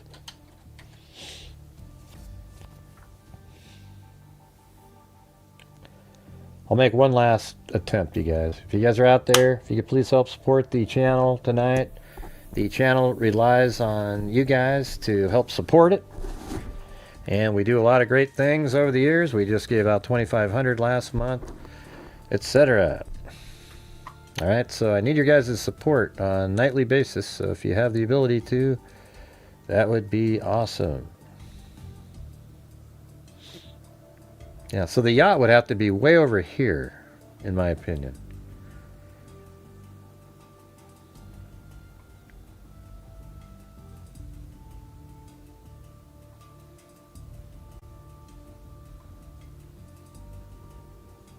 Yeah, so even that little island right there is right here. And so the yacht's way over here. I think it would be over there. It wouldn't be right there. I mean, we can revisit this in a minute and try to check it out, but I don't know. I thought, well, what if the flare went off sideways and skipped along the water and was masked by the hull of the boat? Right? So the boat is in the way of the light source going out in the water, and it's not going way up in the sky, because the way a flare works is a distress signal, so it's got to be up there for a little bit, right? Have you ever seen fireworks when they go off and then they come down really slowly and they're beautifully lit and they take forever to come down and they don't dim into ash until almost the ground? That's a little like a flare. Up it goes, super high, lit like mad. I mean, it is fire. It's like a little sunshine up there. Usually bright red, but they can be different colors. And then it slowly, through gravity, makes its way down until it finally fizzles out. So people see those things. They're usually, I may be off here, but I think they're usually burning for about 10 seconds, maybe even more. Hey, but Technocrat, you never replied back to the comment earlier that you made, and I debunked what you said, and then you just left that, and then you went on later on to start doing the same thing again. Okay? You never responded back to what I said earlier. All right, let's keep going here. Really shocked that more people haven't reported that they saw it. If you saw it, and you're watching, or you know somebody who talked about having seen a flare. It's the weirdest thing. I thought fireworks were going off. I mean, when they're showing this video, what are they showing in it? Like, I don't really... do they ever get, like, really detailed into the surveillance? Because I'm pretty sure that surveillance doesn't show where the boat was docked, moored, I guess.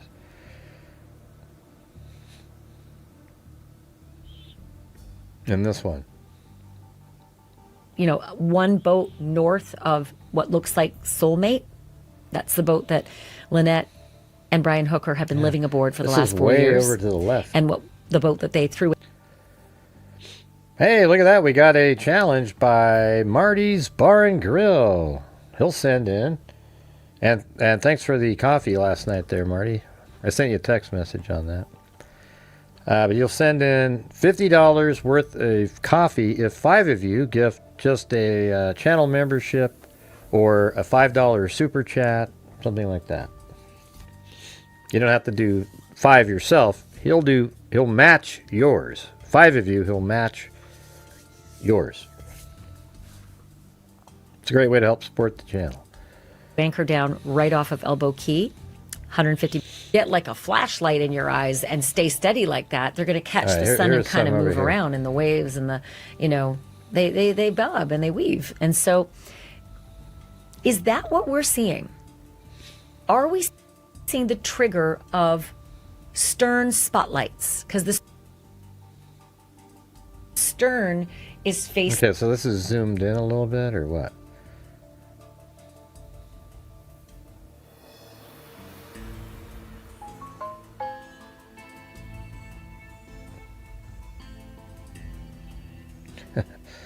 Hold on. I'm trying to get to the... It's weird how you can see it down there. There it is. So what are they zoomed in over here? Yeah, let me just... Alright, don't all get started at once, everybody.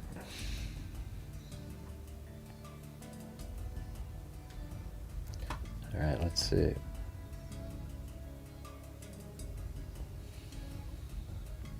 On board, so yeah, I don't know where this is looking.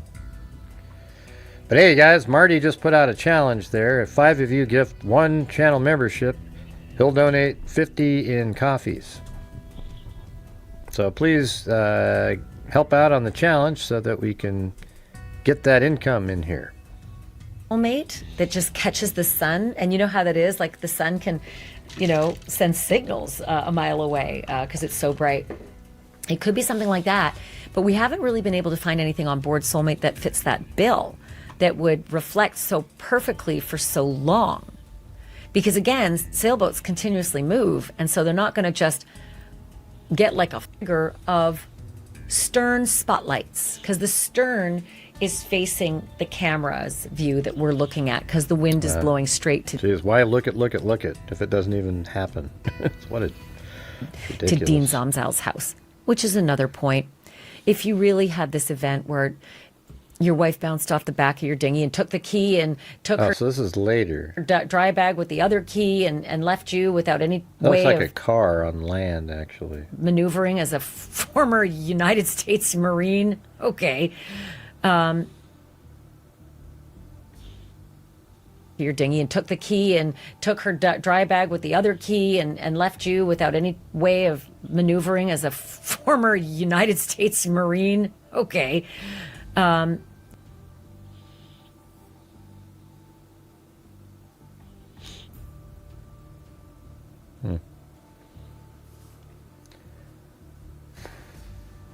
Yeah, we need, we got Jim Lawn. We need 4 more gifted memberships, you guys. That'd be great.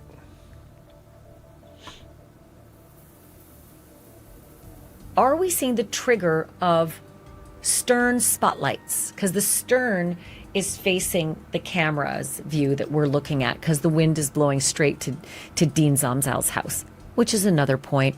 If you really had this event where your wife bounced off the back of your dinghy and took the key... Yes, Lori, we know from your end it looks like you're typing in something before I said it. Okay, but rest assured, I had said what I'm saying 11 or 12 seconds before You. Okay, that's the thing.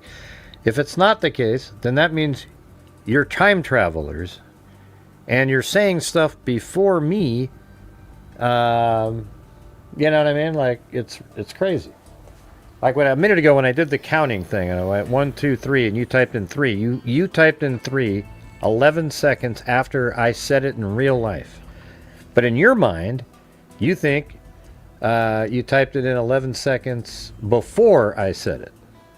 That's how it works. See?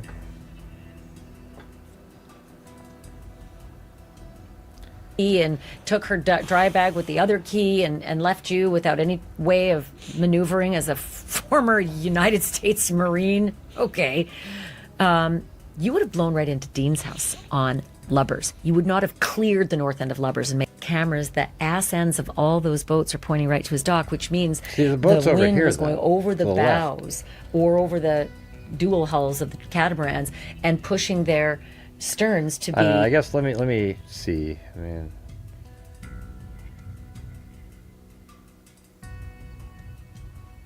okay. Well, there's no docks that look like that over here.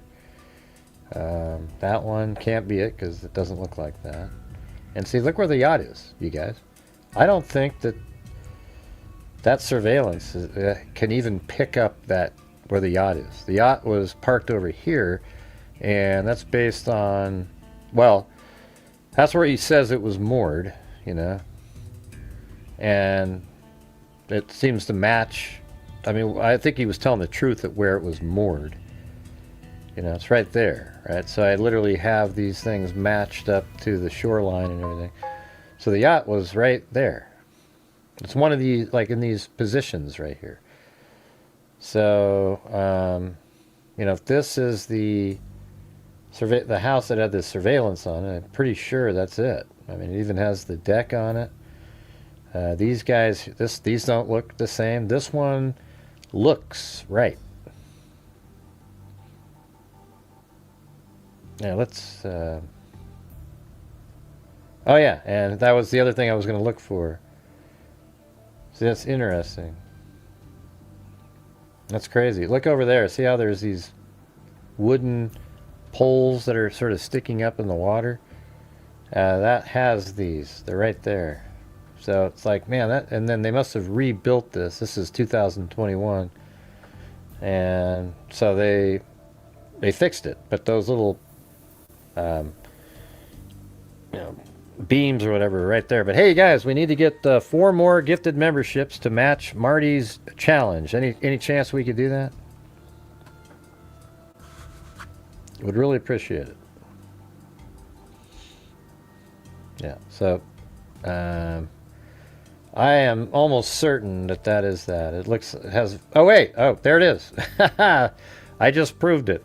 I got the right spot. Look at this. Can you see that? You can barely see it, but see that little pole there? Can you see that in the background? There's a pole there, and there's a pole there, and then there's a wire that goes right across, and then another wire that goes right there, and then lo and behold, that's exactly what you have on there. Can I get a boom shakalaka? Look at that, huh? Who the hell else does that shit? Nobody. All right, so we know we're in the right spot. And we know that it's looking out over, let's try to get it where it's exactly the same. So it's going to be about like that. So this is 100% the right spot. I got it right the first time, but I just validated it. And so that's it. Now look where the yacht is. It's over there. Yeah. It's nowhere, anywhere, like in this video here, if it's even remotely visible, it's over there, behind this tree. Okay? So what do we do with that information? Was the yacht actually parked somewhere else that we aren't aware of, maybe? You know? Some people said that he was over here at some point, at Tahiti or whatever. But I don't see any mooring positions over here.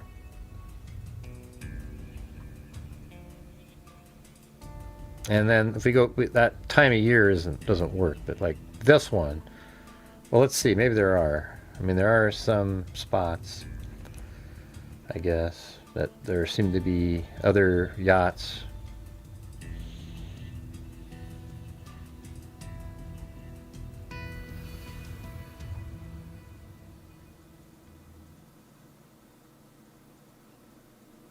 Yeah.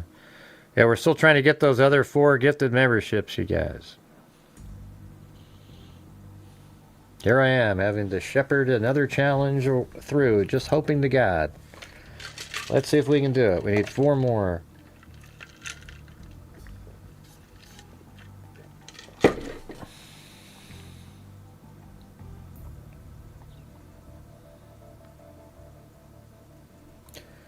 I don't know. I would actually say that you cannot see where the yacht was from that surveillance camera. Do you guys agree with that?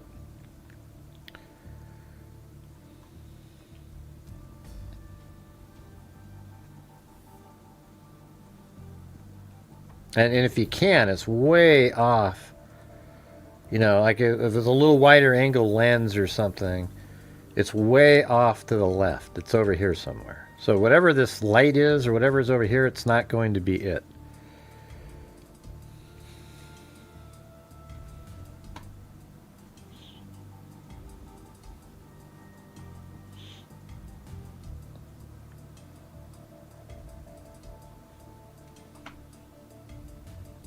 You know what I'm saying?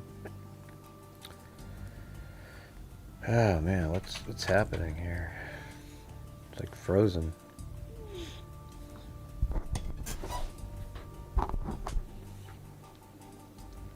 Oh, that's right. Okay. Every once in a while I have to refresh this stuff. I never even saw that,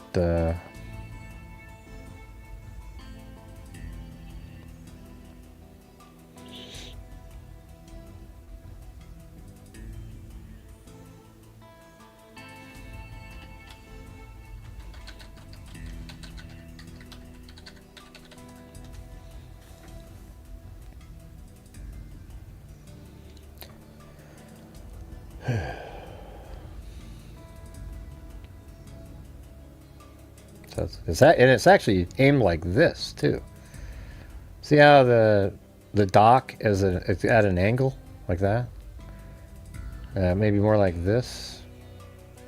And I told you that goes right. That dock points right at the edge, just like that. Goes over there, and so we're looking at the right spot. Now it's maybe a little wide angle lens, so perhaps you can see kind of off the screen over here. Perhaps a little bit of this, you know, does it look kind of like that? Yeah, I mean, like right over there isn't really as many houses and stuff, so maybe that's this.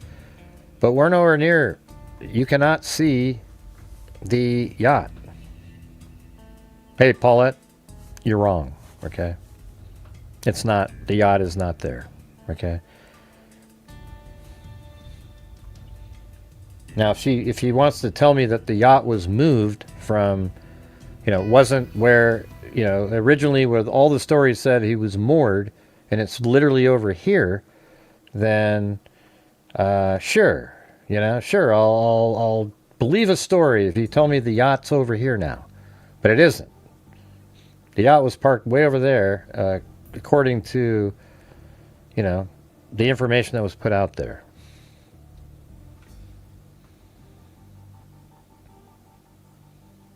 And she doesn't know either, because she keeps saying, could this really be? You know, she's saying that. Like, she doesn't know for certain. And I'm telling you right now, we just found the exact dock and everything. And it can't be, you cannot see the yacht unless it's way over here to the left. Now, if you want to say that she's verified that the yacht was then actually parked in a different spot, then you know, then we can go that route. But at this point, it doesn't sound like she's 100% certain either, you know. Facing right to Dean's, that was where the wind was. Southwest turns to be facing right to Dean's. That was where the wind was. Southwest, not northwest, which would have helped clear past Lubbers. If the wind was going northwest, you'd have gone straight past Lubbers. But the wind was sort of a little more southwest, right? Coming from the east. So there's another inconsistency. Science. So this light event at 7:47. What do you mean you thought they were out to sea? What do you mean by that? I don't know what that means. I thought they were out to sea. Anyone on land would have seen that flare too.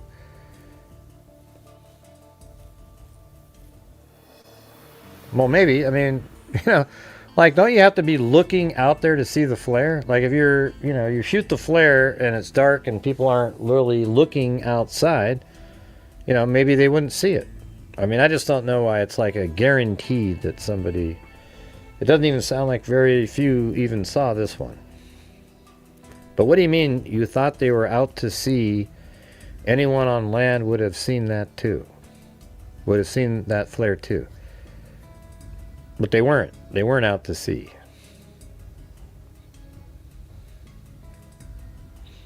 I don't know. A lot of these comments are confusing me tonight. I don't know what you're saying.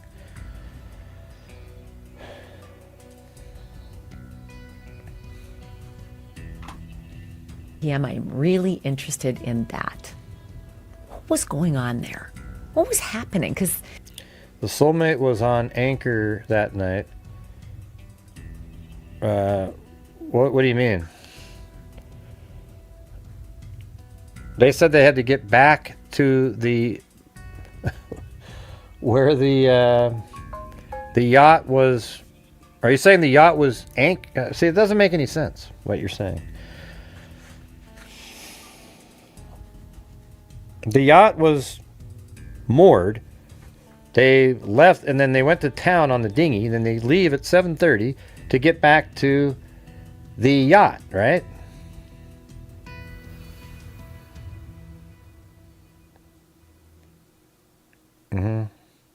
Right. That's right, Jim. It's in there. But the yacht, according to the maps and everything produced earlier, was parked way over to the left over there.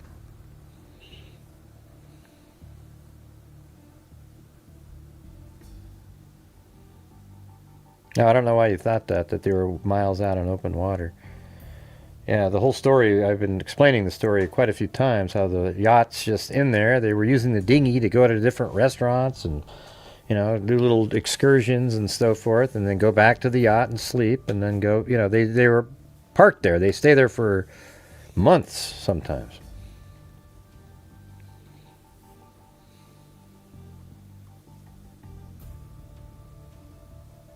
What was reported? Yes, I think that is what was reported, because they had to have someone help him pull anchor, which supports Gray's theory.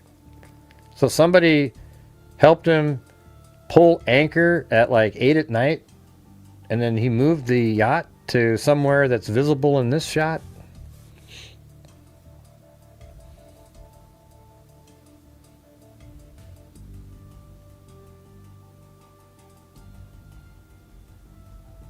Okay, well, wherever it was anchored is where he went back to the next morning.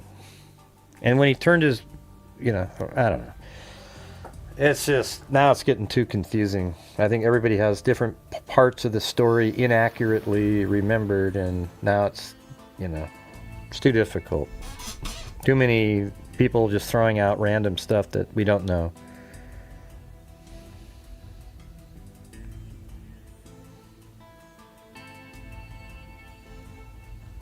When, though? When did Brian call out and make a phone call about that? What are you talking about?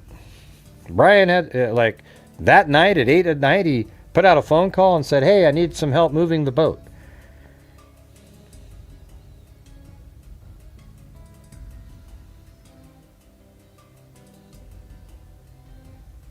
That's okay, Ange. I don't need to.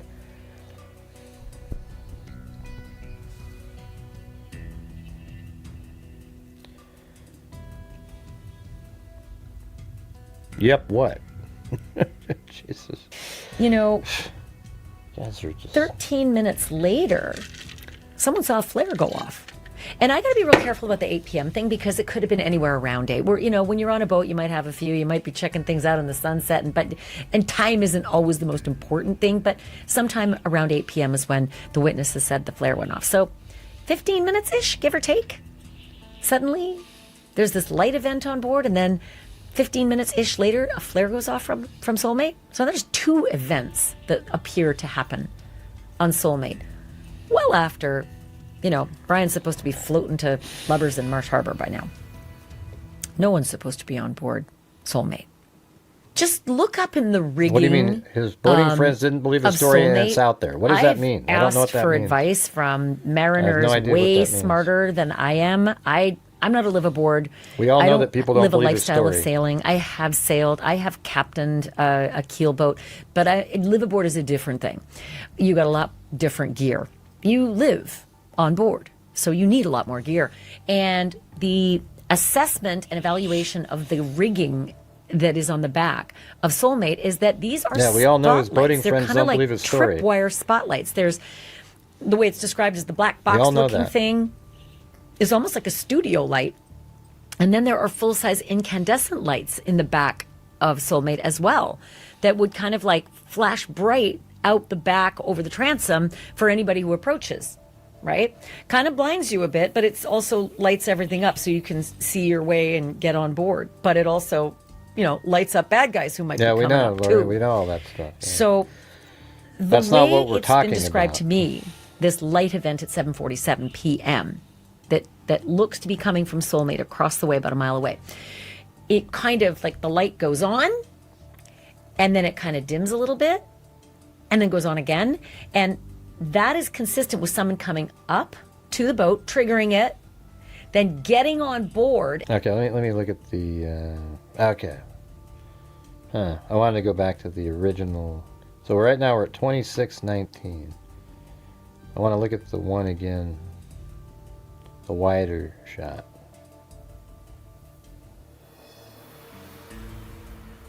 Oh, that's that one.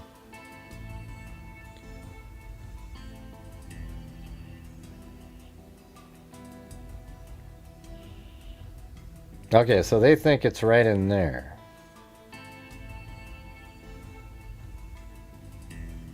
Because that's kind of where they're zooming in, or right in this area. And then on our map, if we go down there, that's like right over here. Right over in this area. Maybe one of these areas, I guess. So is that, it's not incredibly far away from the yacht. But the way, the thing is the camera's kind of like this. And then she's saying it's right in there. Just see, look at that. You can even see the exact same thing. See how it goes like that, and there's that little green area or whatever? That's right here. See that? That's the same spot. It's right there.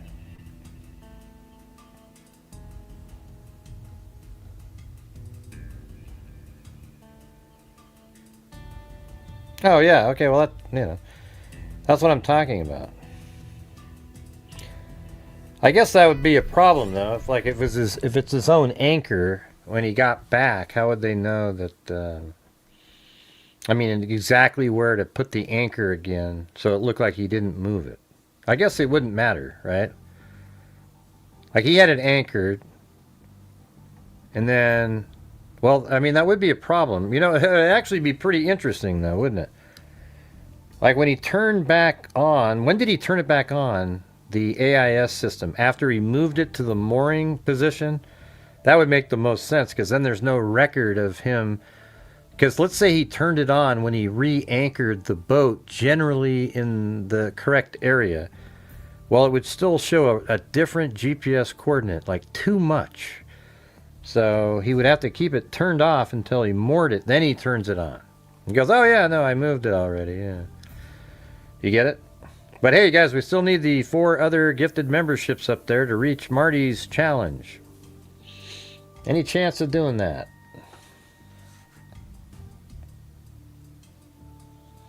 Yeah, but that's it right there. See that? That's exactly the same thing that they're looking at. Right here. Right in there, right in there. And then, so they think when, I guess, well, I mean, the thing is, the night of this, though, is where it was anchored then, right? Because this is apparently the night of. So that would be where it was anchored. And so that's what doesn't work very well, because apparently it was anchored here. At least that's what he said on the map that he drew. Now that doesn't necessarily mean anything really. I mean, it could be that he was right over here in one of these spots. Then that would make sense.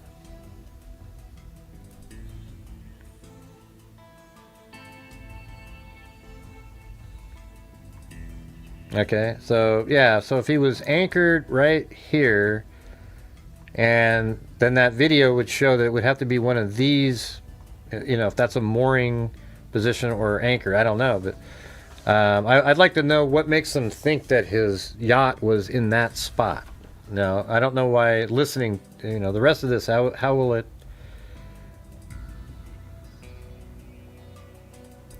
And then it kind of dims a little bit. There's that spot again. And then goes on again. And that is consistent with someone coming up to the boat, triggering it, then getting on board and maybe masking it a little bit until you can get to the switch and shut it off, which can be done. It triggers automatically, but you can also shut it off depending on how this thing has been rigged. But everybody's told me that Brian Hooker is a geek. He is real tech savvy. He can port a phone, and yet he tells people, I don't know how to get WhatsApp on my phone, please. He was a telephone repairman and installer for AT&T. He's got a lot of technical savvy. He was released from AT&T for jury-rigging the GPS on his van to mask his location. So he's got savvy when it comes to tech. And maybe he rigged this whole lighting setup to trigger for safety, but also to light it up if you're coming back to your boat in the dark and you want to be able to see. But this could be what we're witnessing, this light event at 7:47 p.m. across from Lubbers, the camera catching. But there's more. There are more light events. And in case you're wondering how I know that he was released from AT&T, which might be a euphemism for being fired, I've spoken to a number of his former colleagues, people who were there and witnessed it, because he was the union steward. So, hey, Lori, are you still there? I don't know what you were referring to on the email there. Who's they? They don't mess with you when... I don't know who that is. Who's that? The trolls? They know. Not only that, there's court documents. So it happened. But the 7:47 p.m. light event on board Soulmate is not the only light event that we are seeing from Dean Zomzile's camera on Lubbers facing towards Soulmate's transom. So Lindsay is so smart. And you know what she did? She took the video that continues recording until it is dark. Okay, and she put a little pink dot where Soulmate is, so that when it gets dark... How do we know Soulmate's there? We know Soulmate is in the vicinity of this pink dot, because, yeah, it'll swing in the wind a little, but it's going to basically be above the pink dot. So that in the nighttime, we could watch the position of Soulmate to see if anything else happened, and wouldn't you know it. By the way, hat tip to Lindsay for staring at a screen for, 5 hours straight. And also, hat tip to Katie Kelly and Julianne Berrien-Brooke, Dean Zomzile's daughters, for doing that too. Because they caught something. They caught another light event. 2 of them, actually. So let's go to the video. And I want you to fix your eyes on the pink dot, because Lindsay was smart, and in the daylight video, she marked the spot where Soulmate was on its anchor, what we believe to be Soulmate, based on all of the measurements we did from land, where they were anchored in relation to Aunt Pat's Bay and in relation to the catamaran beside them. We marked that spot, okay?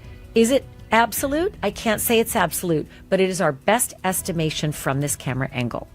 So the pink dot, we nail it onto the screen at 7:47 when we can see boats in the light time, and we can make our estimation of, we think that might be soulmate, and so we mark that spot with the pink dot. But the videos at 12:27 a.m. are very dark, but the pink dot's still there. So above it would be where soulmate is supposed to be anchored. That's our estimation.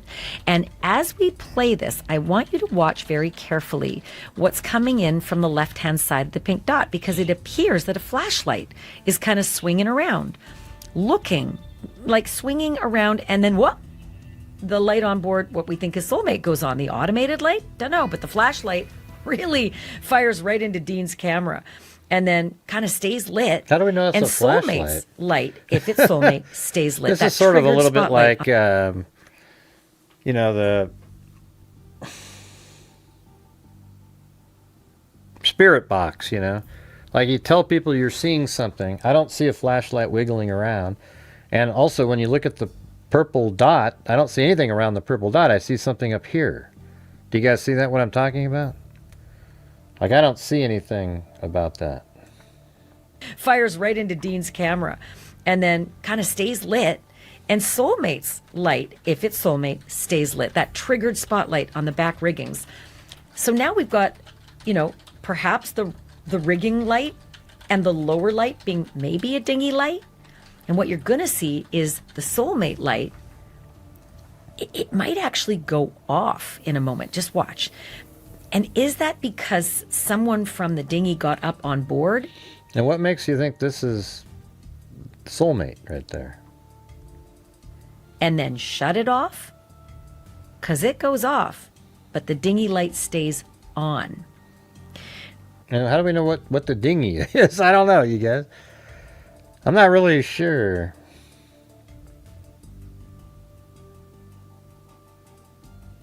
I still think he was... who said I changed my mind, Technocrat? I think she was still buried out on land. I never changed my mind. I'm just saying there's a possibility he put her in the water. I'm just... on this one, though, I'm wondering where the dinghy was. Technocrat. But earlier on, you didn't think through what you were saying because I was able to debunk it. And you never responded to that. Now you're trying to find different little challenges and so forth. But what I'm telling you is, even on tonight's show, I said that, yeah, he probably took the dinghy and buried her on land somewhere and then said she was out in the ocean over here. And now they're going to be looking in the ocean again, but maybe she never made it into the ocean. But which one of these lights is the dinghy? I mean, that's what I'm trying to figure out. Pink dot. So is this the pink dot? Is this their boat right there then? But the videos at 12:27 a.m. are very dark, but the pink dot's still there. So the 12:27 a.m. is kind of cool because that's kind of the time I was thinking that he gets in the dinghy and then he does the whole fake act. Above it would be where soulmate is supposed to be anchored. What made you say That's I our changed my estimation. mind, Technocrat? And as we play this, I want you to watch very Jesus, carefully what's going on what's here? coming in from the left-hand side of the pink dot, because it appears that a flashlight is kind of swinging around, looking like swinging. Look at it. See the motion, the amount of movement that we're seeing over there would be a car. That is, how much? That is so much movement over there because you'd have to. Okay, let's take a look. Yeah, I do this stuff. I've been doing this stuff a long time. Okay, I think that's probably like a vehicle or something over here. I mean, I guess we don't know. Let me look at it again. Oh, that's right. It was further over near this area. So they're kind of down low. If we go back to this and then we sort of go like this, it's right over here is where they zoom in on.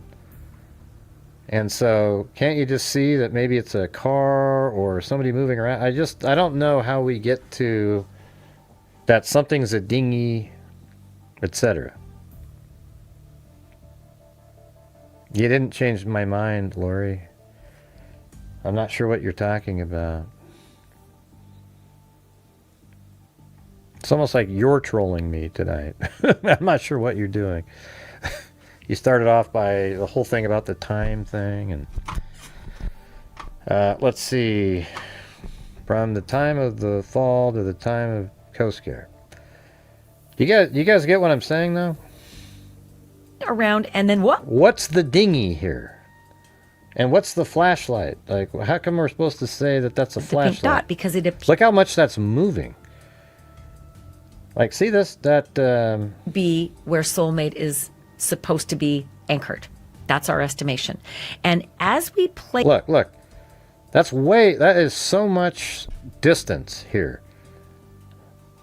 To this, look I at want you to It's watch over very there. carefully what's coming in from the left-hand side of Right. the pink dot, because That looked like a headlight coming around a corner. it appears that a flashlight is kind of swinging around. And look how far it made it. Looking. And then the headlights maybe set off a motion sensor or something way over there. Like swinging around, and then what? The light on board, what we think is soulmate, goes on. The automated light, don't know, but the flashlight really fires right into Dean's camera and then kind of stays lit. But what makes us think that that's a flashlight? And soulmate's light, if it's soulmate, stays lit. That triggered spotlight on the back riggings. So now we've got, perhaps the rigging light and the lower light being maybe a dinghy light. And what you're going to see is the soulmate light. It might actually go off in a moment. Just watch. And is that because someone from the dinghy got up on board and then shut it off? Because it goes off, but the dinghy light... Man, that is some pretty amazing imagination there. I'm not trying to be, I'm just looking at it going, how come we're able to say that's a dinghy and that's the soulmate and that's somebody with a flashlight moving around? This is so pixelated and tiny that there's really no way to tell any of that. Man, I was hoping it was going to be something real clear, like obvious, That isn't at all. So you're clear down here. And then it looks like that's the same daylight version of they go back in the day earlier, right? Yeah, right there. Okay, so when we're looking at that, I think it's pretty obvious that they're zoomed in to this part right over there. See where I'm circling is right there. Because it's the only part that looks like that, and everything else works and matches up with that. So that means about right here is where they're saying that the boat is. But couldn't there just be somebody on this dock moving around, or it just even over here, a car came around a corner on this street, maybe. I don't know if it ends there. Whatever.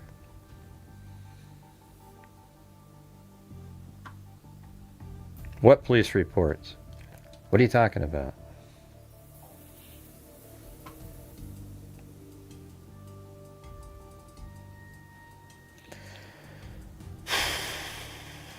I don't know, you guys. I'm gonna get out of here. This is just... It's all over the place. Maybe I'll just finish playing this. The pink dot, we nail it onto the screen at 7:47 when we can see boats in the light time, and we can make our estimation of, we think that might be soulmate, and so we mark that spot with right the pink there? dot. But the videos at 12:27 a.m. are fires right into Dean's camera. Oh, they should have got me and to then do this. kind of stays lit. And soulmate's light, if it's soulmate, stays lit. That triggered See, spotlight. this is the shore over here. See, that's the shore. I don't know where... The soulmate you would think would be out here in the dark, like a solitary light out here. On the back riggings. So now we've got, perhaps the rigging light and the lower light being maybe a dinghy light. And what you're going to see is the soulmate light. It might actually go off in a moment. Just watch. And is that because someone from the dinghy got up on board and then shut it off? Because it goes off, but the dinghy light stays on. Yeah, I know, but it doesn't make sense, Lisa. Like, you can talk about it a million times, and that doesn't make sense. That's the yacht up there. That looks like it's on the bank. It's on the part of the structures over there. I don't see it. I do this a long time and it's just not there.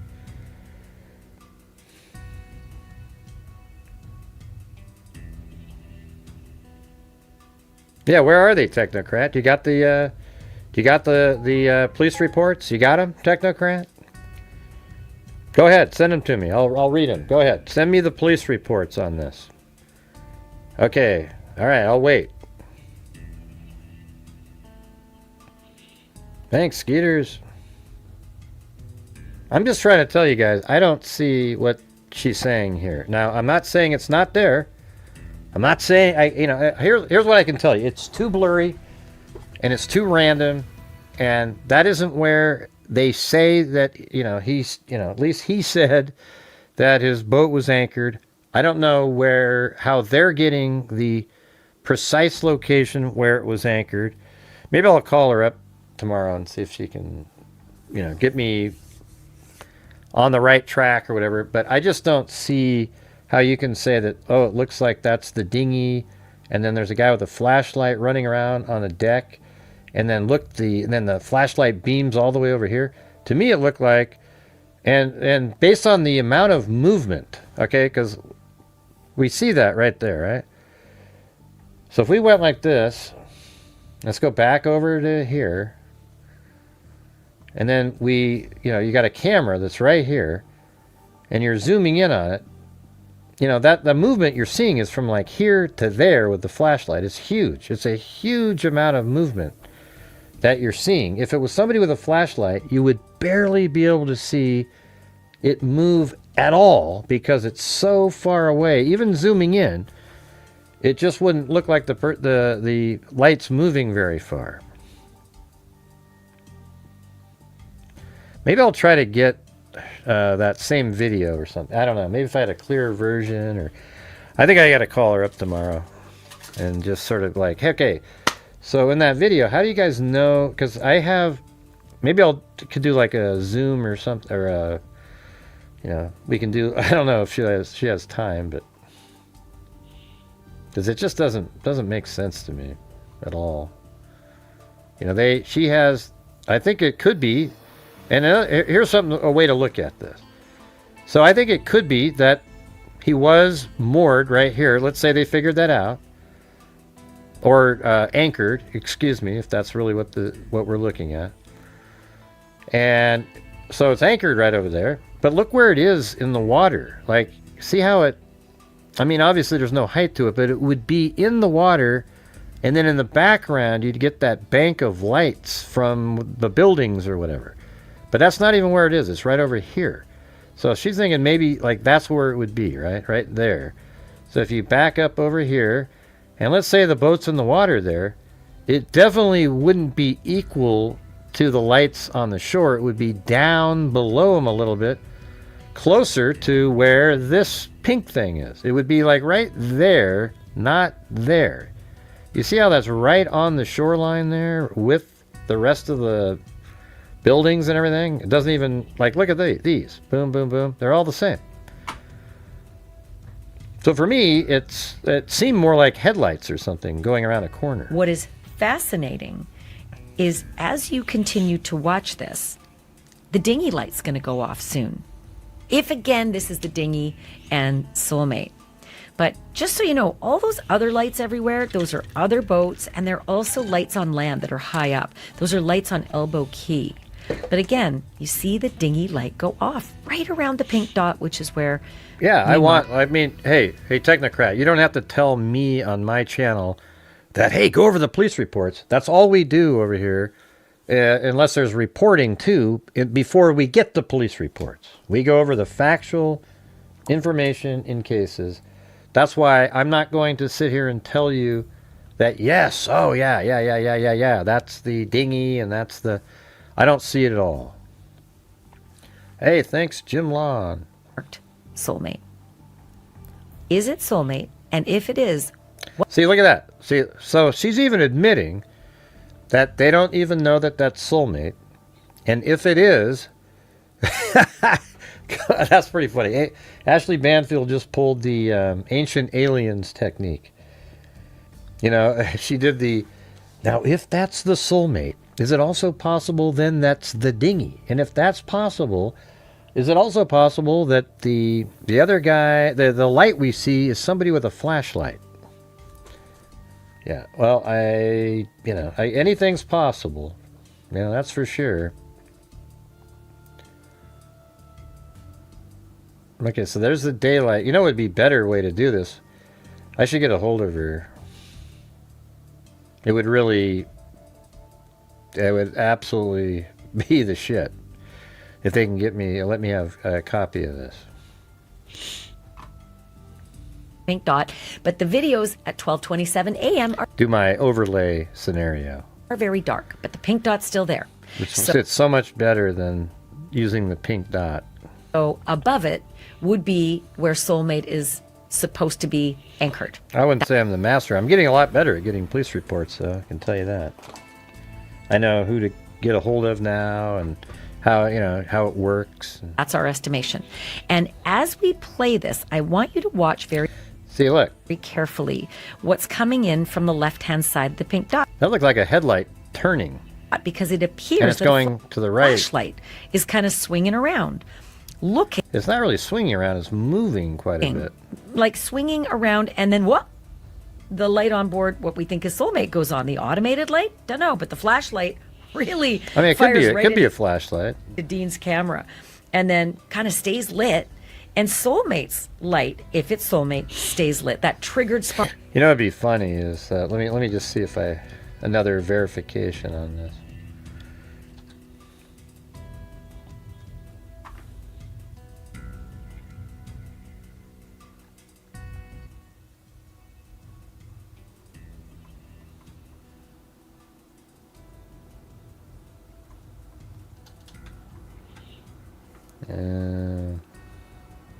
Hold on.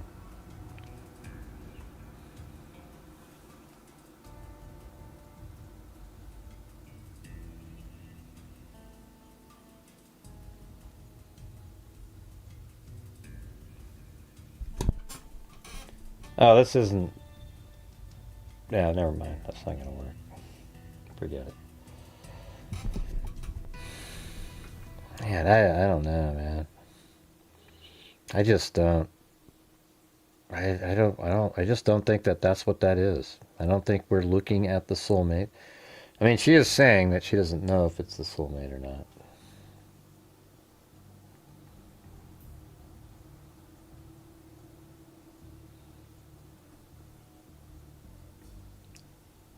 I think I lost the link. That's okay. Hey, there's my AI.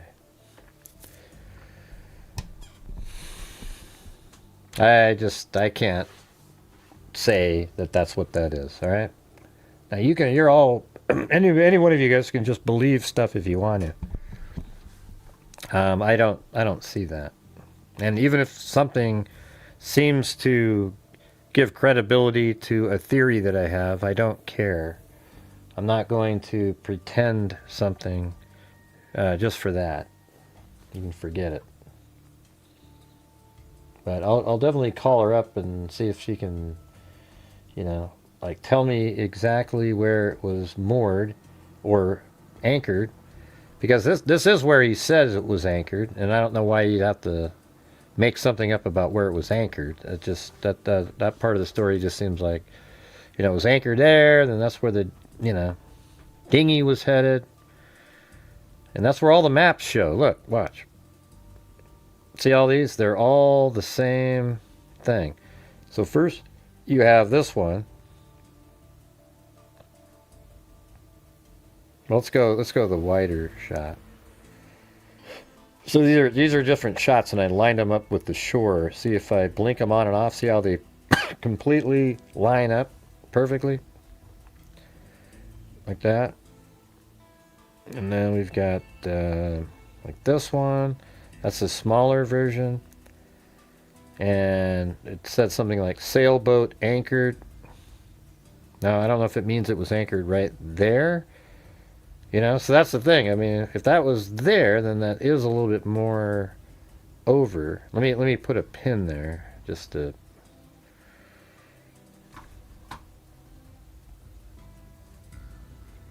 and then turn off that one. Yeah, it's still way over there though, you see? It's not, she has it anchored right here. And one of these, and then, but the problem is those are out in the water a ways. You know, what we're seeing is our lights from over here. You know, out there, you know, in this area. And maybe even something like near the edge over here.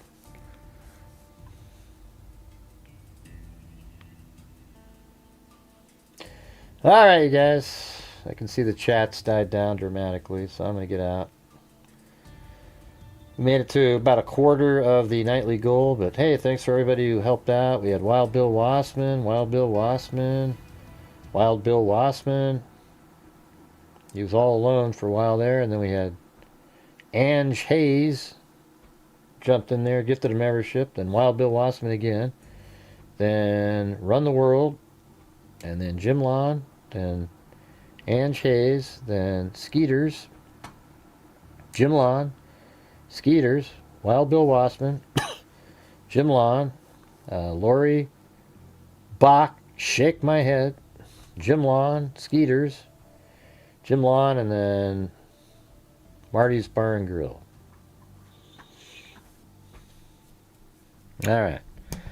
Anyways, thanks everybody.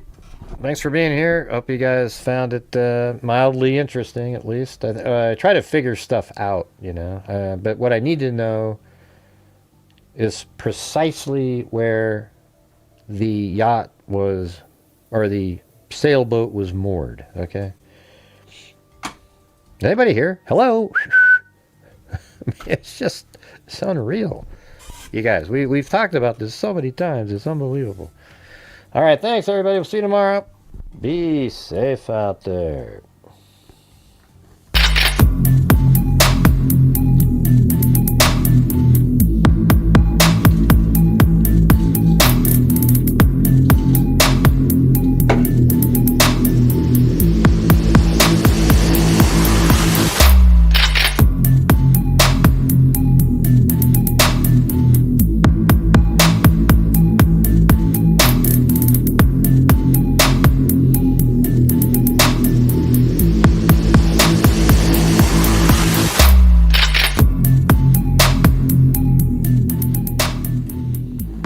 Stupid as being nice. You're an absolute moron. 5 brain cells, 4 aren't working. And some of you make shit up.